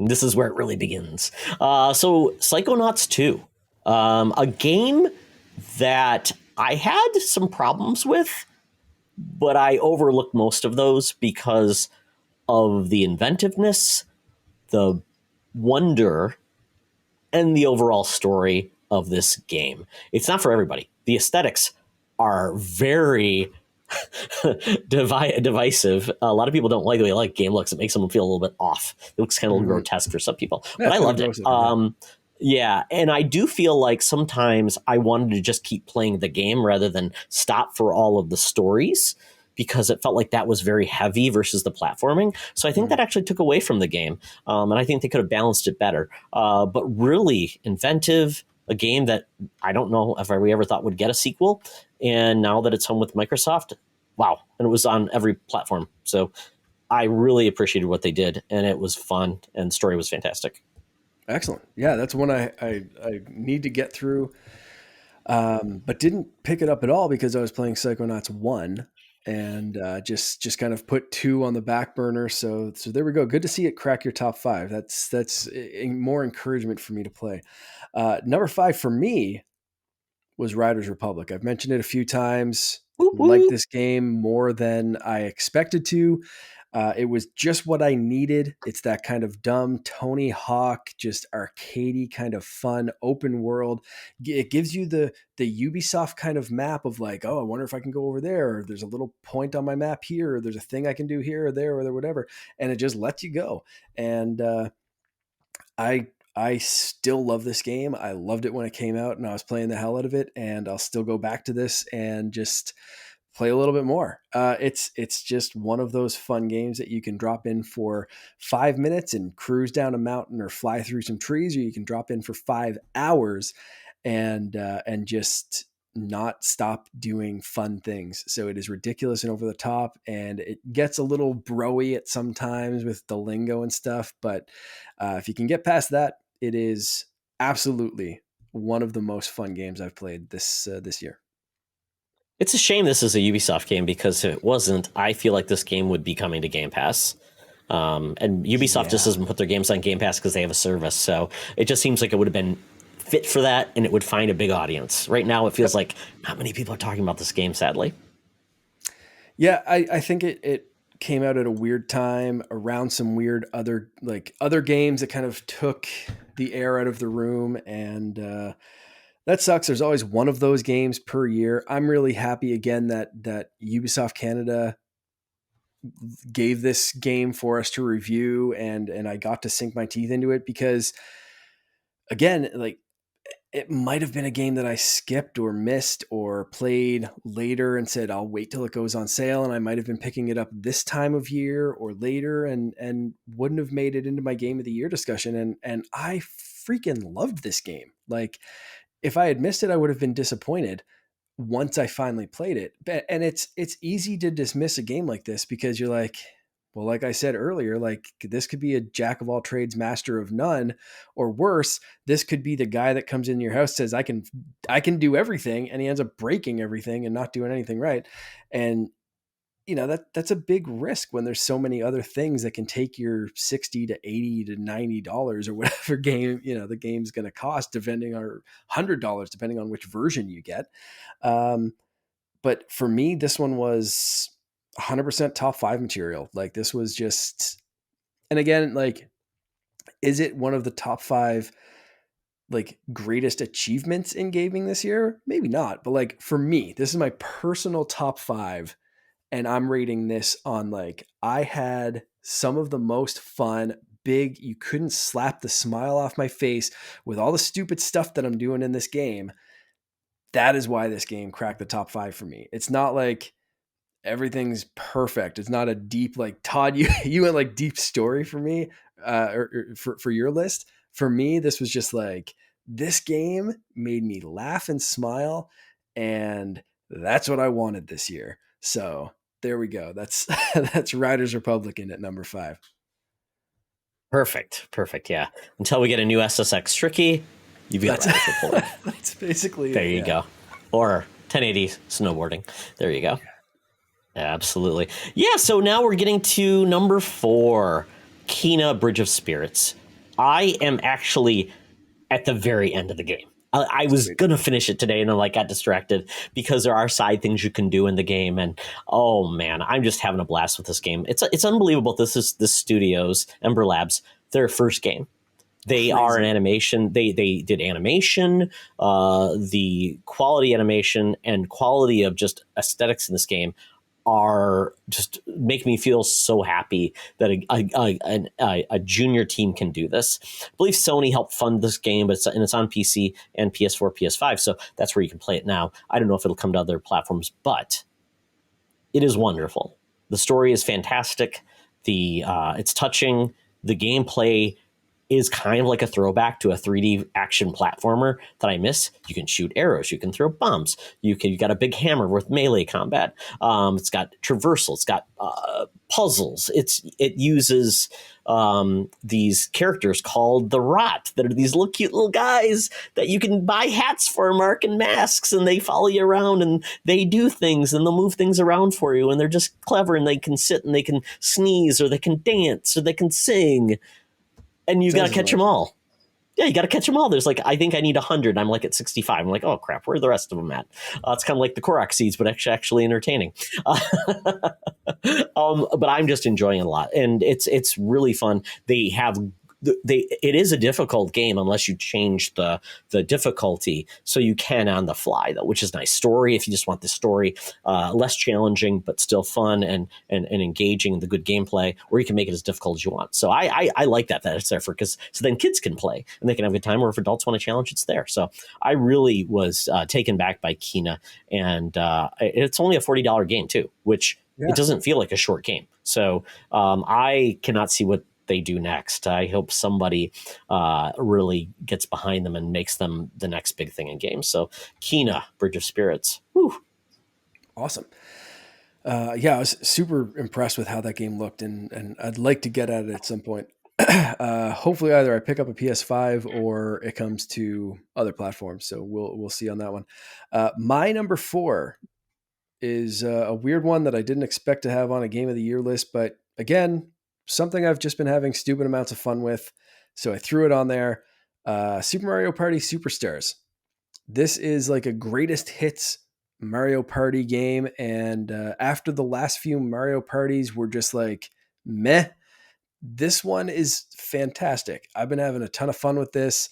I love the games. I love the throwbacks and it's just great. I hope they come out with some more boards for it that are some more throwback boards, but as is, just this one package alone kind of makes up for the duds of the last couple of Mario Party games. And it's just great. I've been enjoying again playing this, whether it's on stream or off with my wife, so that might have something to do with it landing on top 4, but there we go.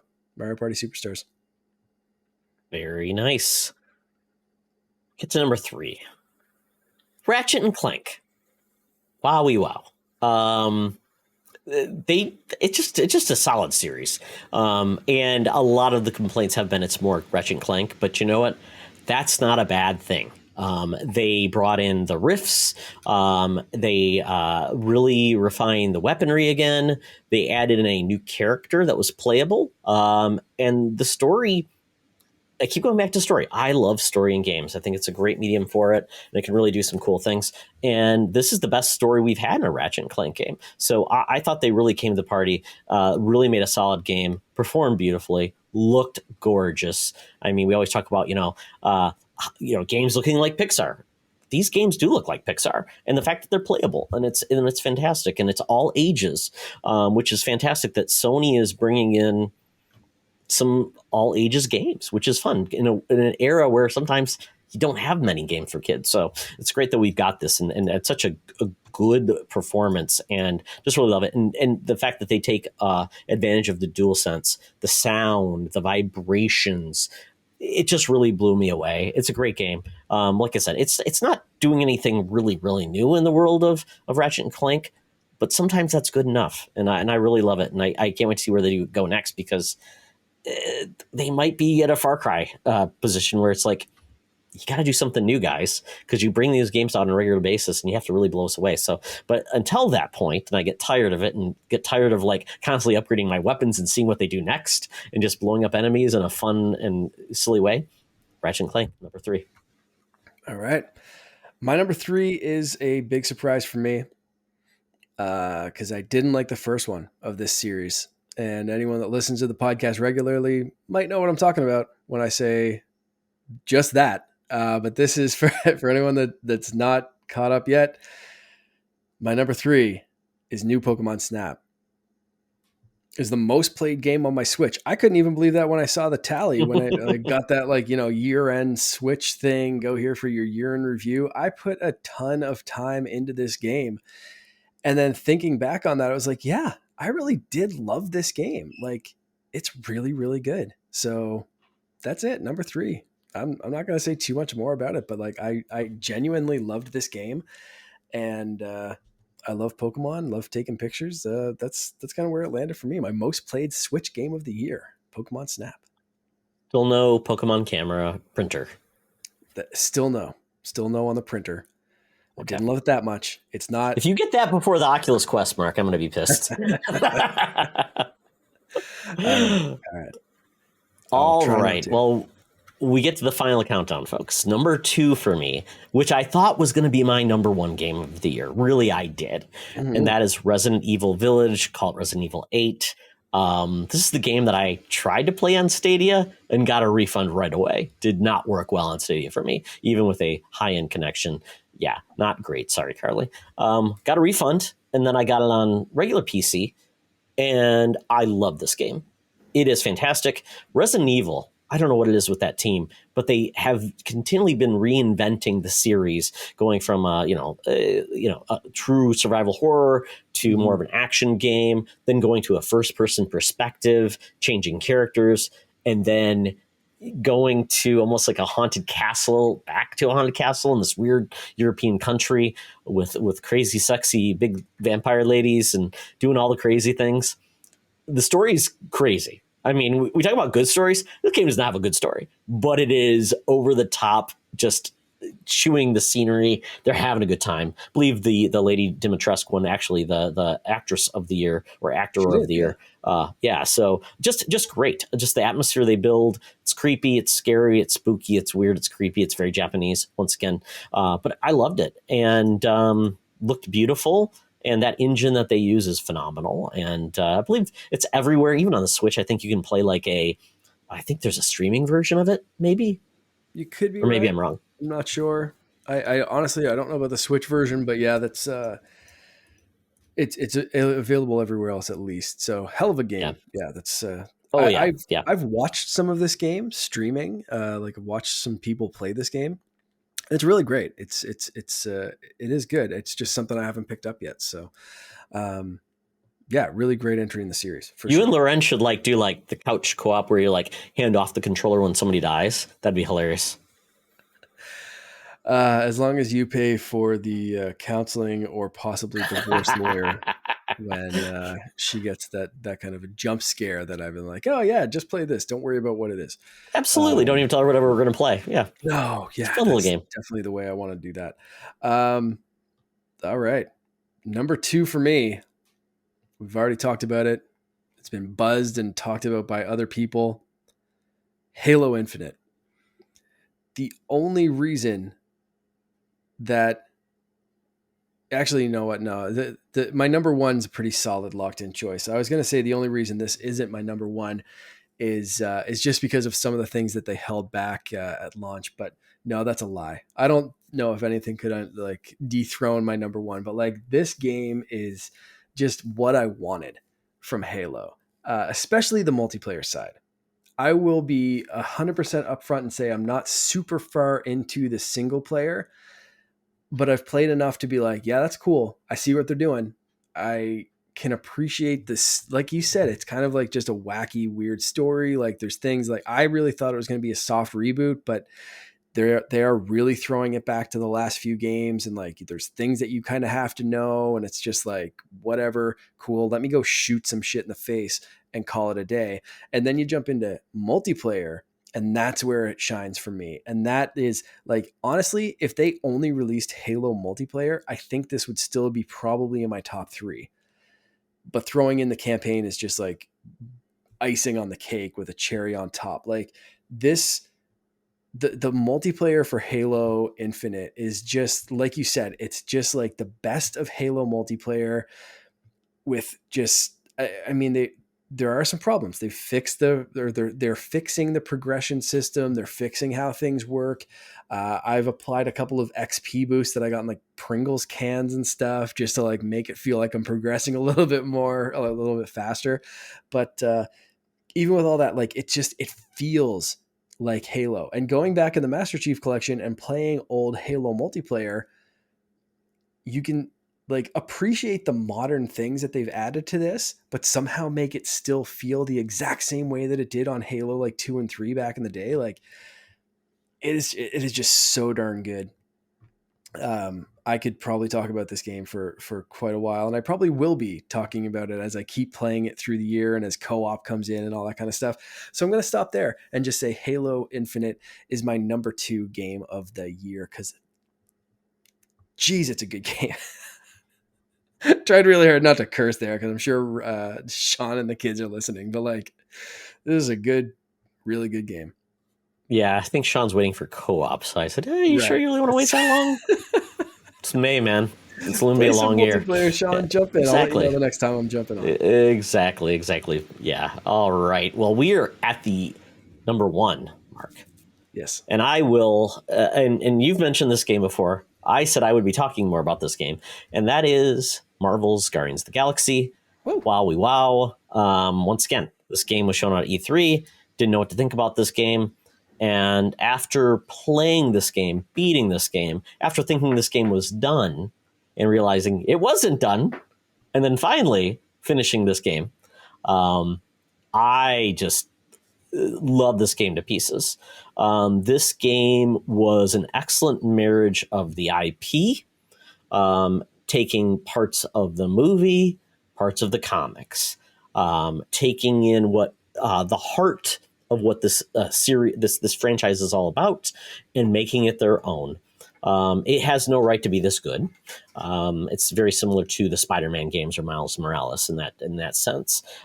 This is my favorite version of Guardians of the Galaxy comics or the movies.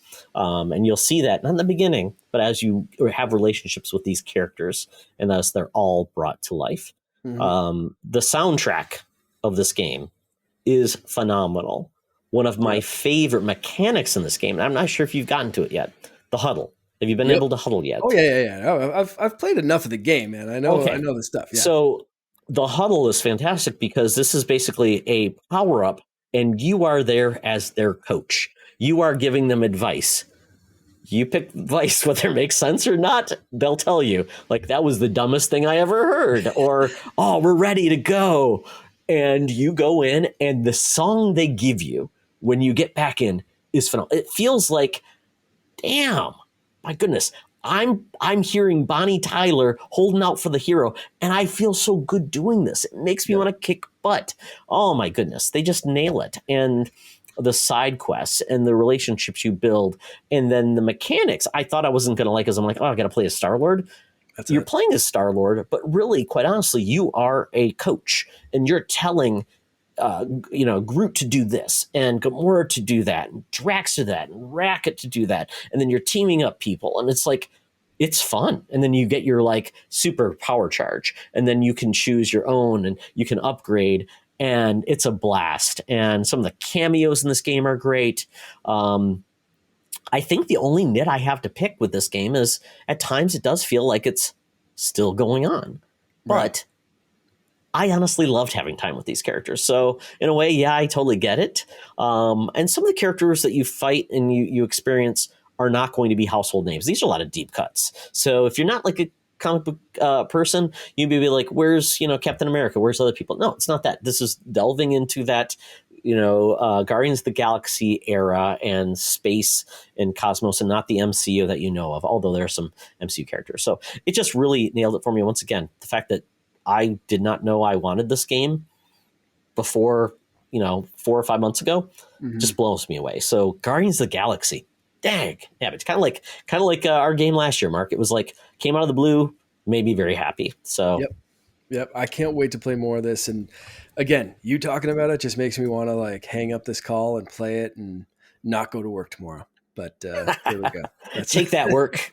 Yeah, that's it, man. That's fantastic. I know if I put more time into this game, it would be higher on my list, and I'm sad that it's not. So that's really all I can say.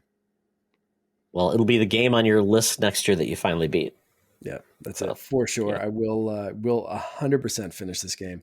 But my game of the year, number one, I'm sure anyone listening now, you know what I'm going to say. Metroid Dread. Let's not beat around the bush anymore. That is 100% my game of the year. Like I said, I don't think it could have been dethroned by anything.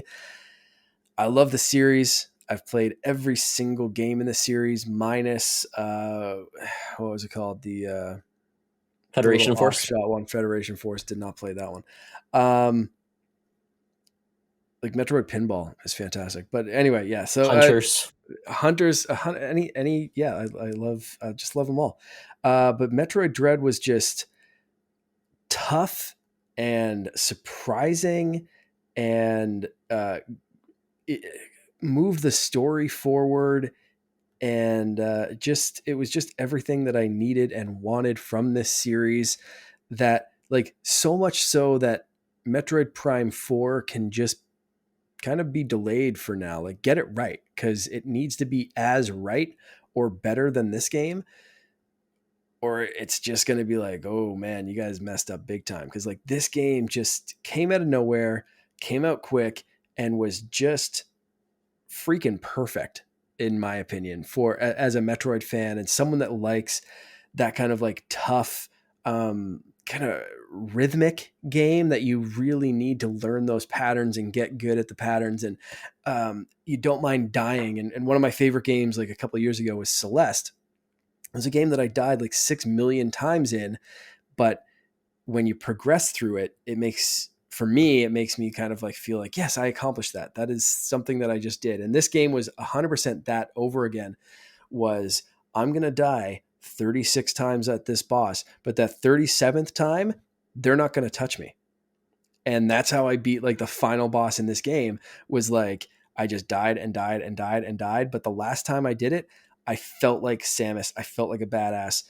I did not get touched, and I could rock through this game like muscle memory, and hopefully like not get touched by these enemies, these boss battles, once you learn those kind of patterns.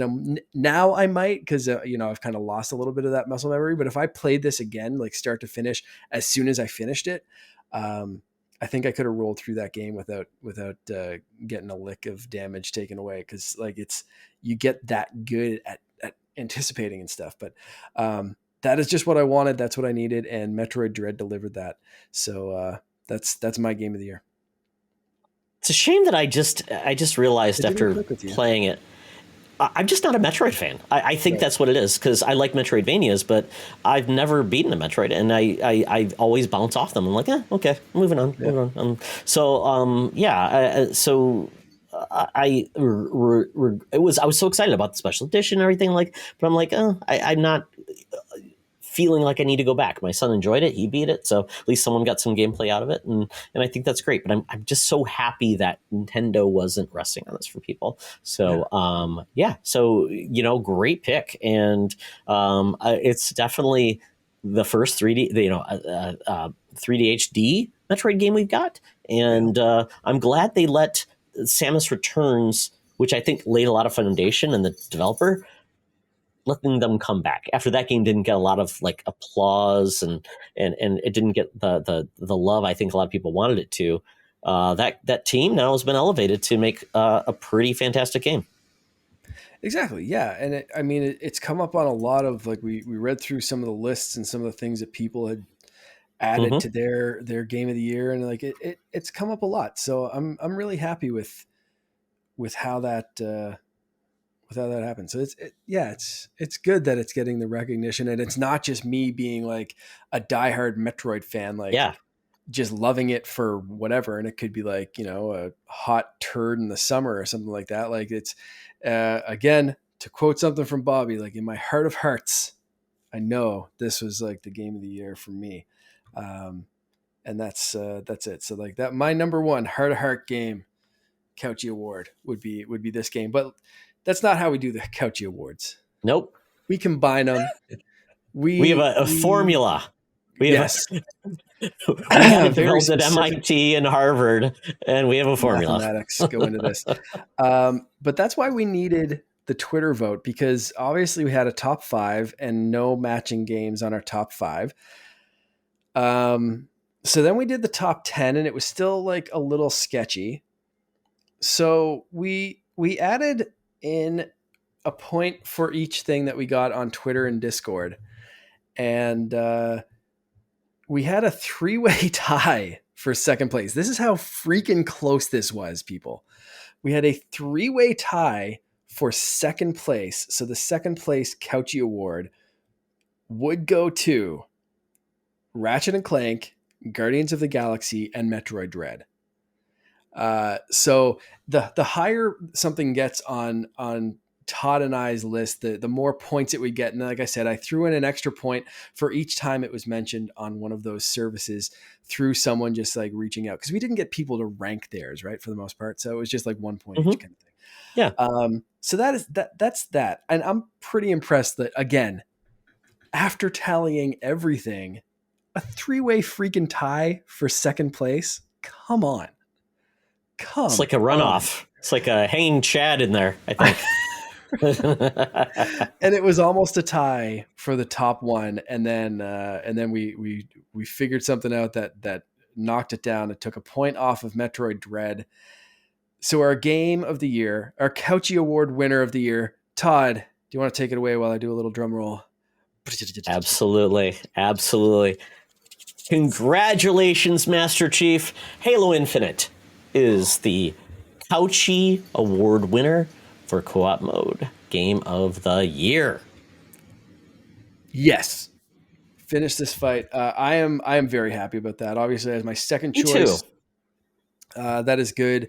I hope that it would go further up on your list once we get co-op mode, once some things are ironed out. I'm hoping that, like, in retrospect, it lands further up on your list. But that's the weird thing with games now, is they're kind of ongoing, right? Even the most finished game is going to get DLC. It's going to get a year after. It's going to be a different game that's a broader game and whatever.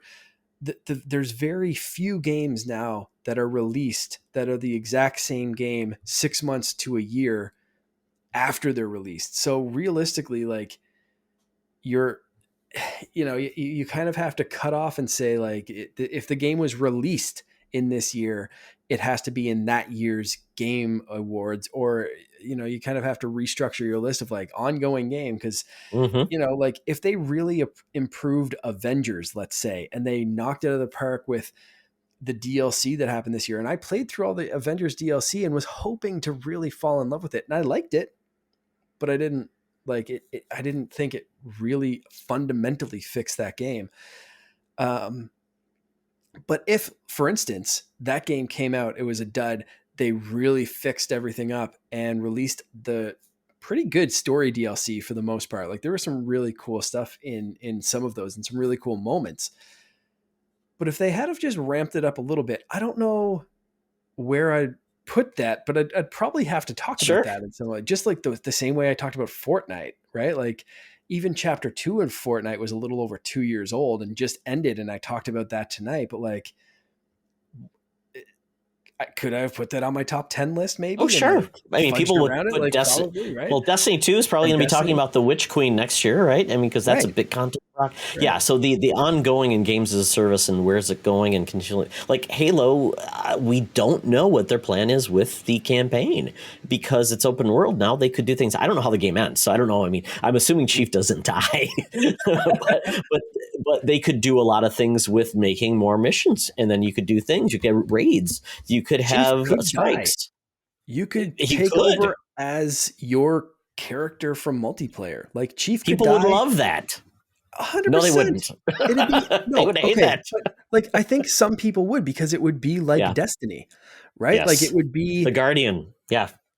Saving the world. Let's say after co-op comes out, if like the year 2 plan or the year 3 plan is, we're opening this sucker up to like raid parties and go do this and go do that. And like, you can finish the story and then the getting world getting opens four right up, where you get Spartans, 4 Spartans in there. oh, Like, that would be so fun. Yeah. to continue on missions or do this or do Because that, or that's the like, PvE I want, Mark, in Halo. I want to exactly, that's what I was do, thinking. I want to take on bosses. I want to take down a scarab. I don't want to take around 4 more Spartans. To me, that's boring. And I don't care. I want to take down a huge boss and play together and have like mechanics. So you're like, oh, you guys have to stand over there, or you have to do that like in Destiny. So I'm like, I hope that's where this goes, because then that changes the game completely. And there's nothing saying that it couldn't happen in No, even like year 2, year 3 of Halo absolutely. Infinite. If this game is really going to be infinite, who knows? We could see something like that. So it could be, like, what's your 2023 game of the year? Oh, it's Halo Infinite, right? Yeah, they just added like, Absolutely. chapter 2, and it's opening things up and doing all this new stuff. So we're counting it as a new game. Like, it's such a weird time in gaming where someone, oh man, who was complaining about that not that long ago? Oh shoot, one of the guys he was just on We the Gamercast. Oh man, the show's like completely escaping my brain right now. Blend together. I gotta look it up. Royal City Gamescast. They were just saying that, like, you used to buy a game and it was just done. And it was, what you got was what you got. Now you buy a game and it's like, even if you put the disc into your system, there's still like 100 GB download.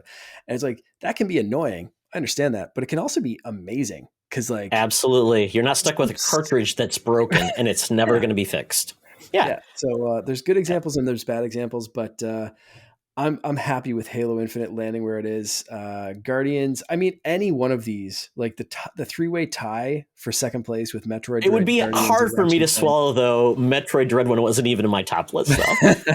I think I would have some heartburn. I might have to like call for like a review of the vote or something, Mark, at that point. And I suppose I could have felt the same for Ratchet and Clank, but I know the Ratchet and Clank series is phenomenal. I would throw that out. I would remove that from the no, I would remove that from I the wouldn't roster. make you do that because I loved Ratchet and Clank for PS4. Like, that was amazing, and I've watched a tiny bit of this game, and I know it's good. I just don't have a PS5 to play it. So there we go. That's it for this year. So let us know what you thought of the Couchy Awards and what your favorite games. I still want to hear, even if you get it in late and it doesn't make the show. I want to know your favorite games of the year, and like, any other categories that you feel like chiming in on. Hit us up on Twitter. Yeah, and if you have an idea for a future awards, let us know as well, because we would obviously like to adapt and make it even better next year. Absolutely. All right, folks. Well, that is it for the show. You know what? But you know what? We're gamers at heart. So, Mark, if people want to game with you, where can they find you? You can find me on Twitter at @the_Canardian. And just, hit me up if you want to play something. But if you want to hit me up directly on a system, you can find me on Xbox and Switch. And that's just Canardian. I think it's Canardian 8437 or something like that on Xbox. If you need like the number afterwards, I had someone tell me it was hard to find me just searching Canardian. So I need to learn those random numbers that Xbox kind of forces you to put on the back of your name. But anyway, it's that's it. I'm sure you can find me at Canardian 8432. I was close. Sorry, I just looked it up on the Xbox app. But I'm sure you'll be able to find me. And if you can't, hit me up through Twitter, @the_Canardian. Excellent. I'm at Toxtra on Twitter, and I'm Spartyon98 on Xbox and Switch, and Spartyon1998 on PSN, also on Steam and some other places. That's where you'll find me. So that is it. And Mark, just one last thing. Spotify added ratings. So if you want to, rate us on Spotify, please do. Love this. Now our Android can get in the mix. And if you like Spotify and that's your service, rate us there. You have to listen for a while first, though, before allow you to do ratings. But please do. We'd love it. Interesting. Yeah. And of course, if Apple Podcasts is your jam, rate us there too. Or, you know what, just even sharing the show through Twitter or somewhere else, telling your friends about the show is greatly appreciated. So thanks for listening.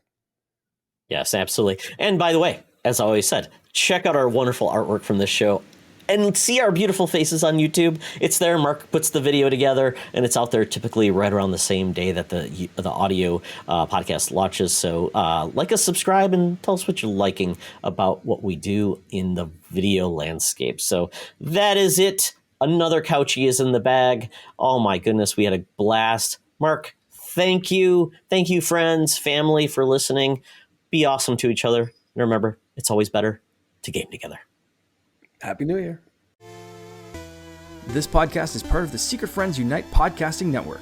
Visit secretfriendsunite.com for more great shows, articles, news, reviews, and more. Secret Friends Unite podcasts are available on Apple, Google, Spotify, and other podcast services around the world. If you'd like to be part of the conversation, you can join us on Facebook or our new Discord server, or follow @SecretFriendsU on Twitter. Please subscribe to Secret Friends Unite on YouTube and visit our merch store at tpublic.com. Just search Secret Friends Unite.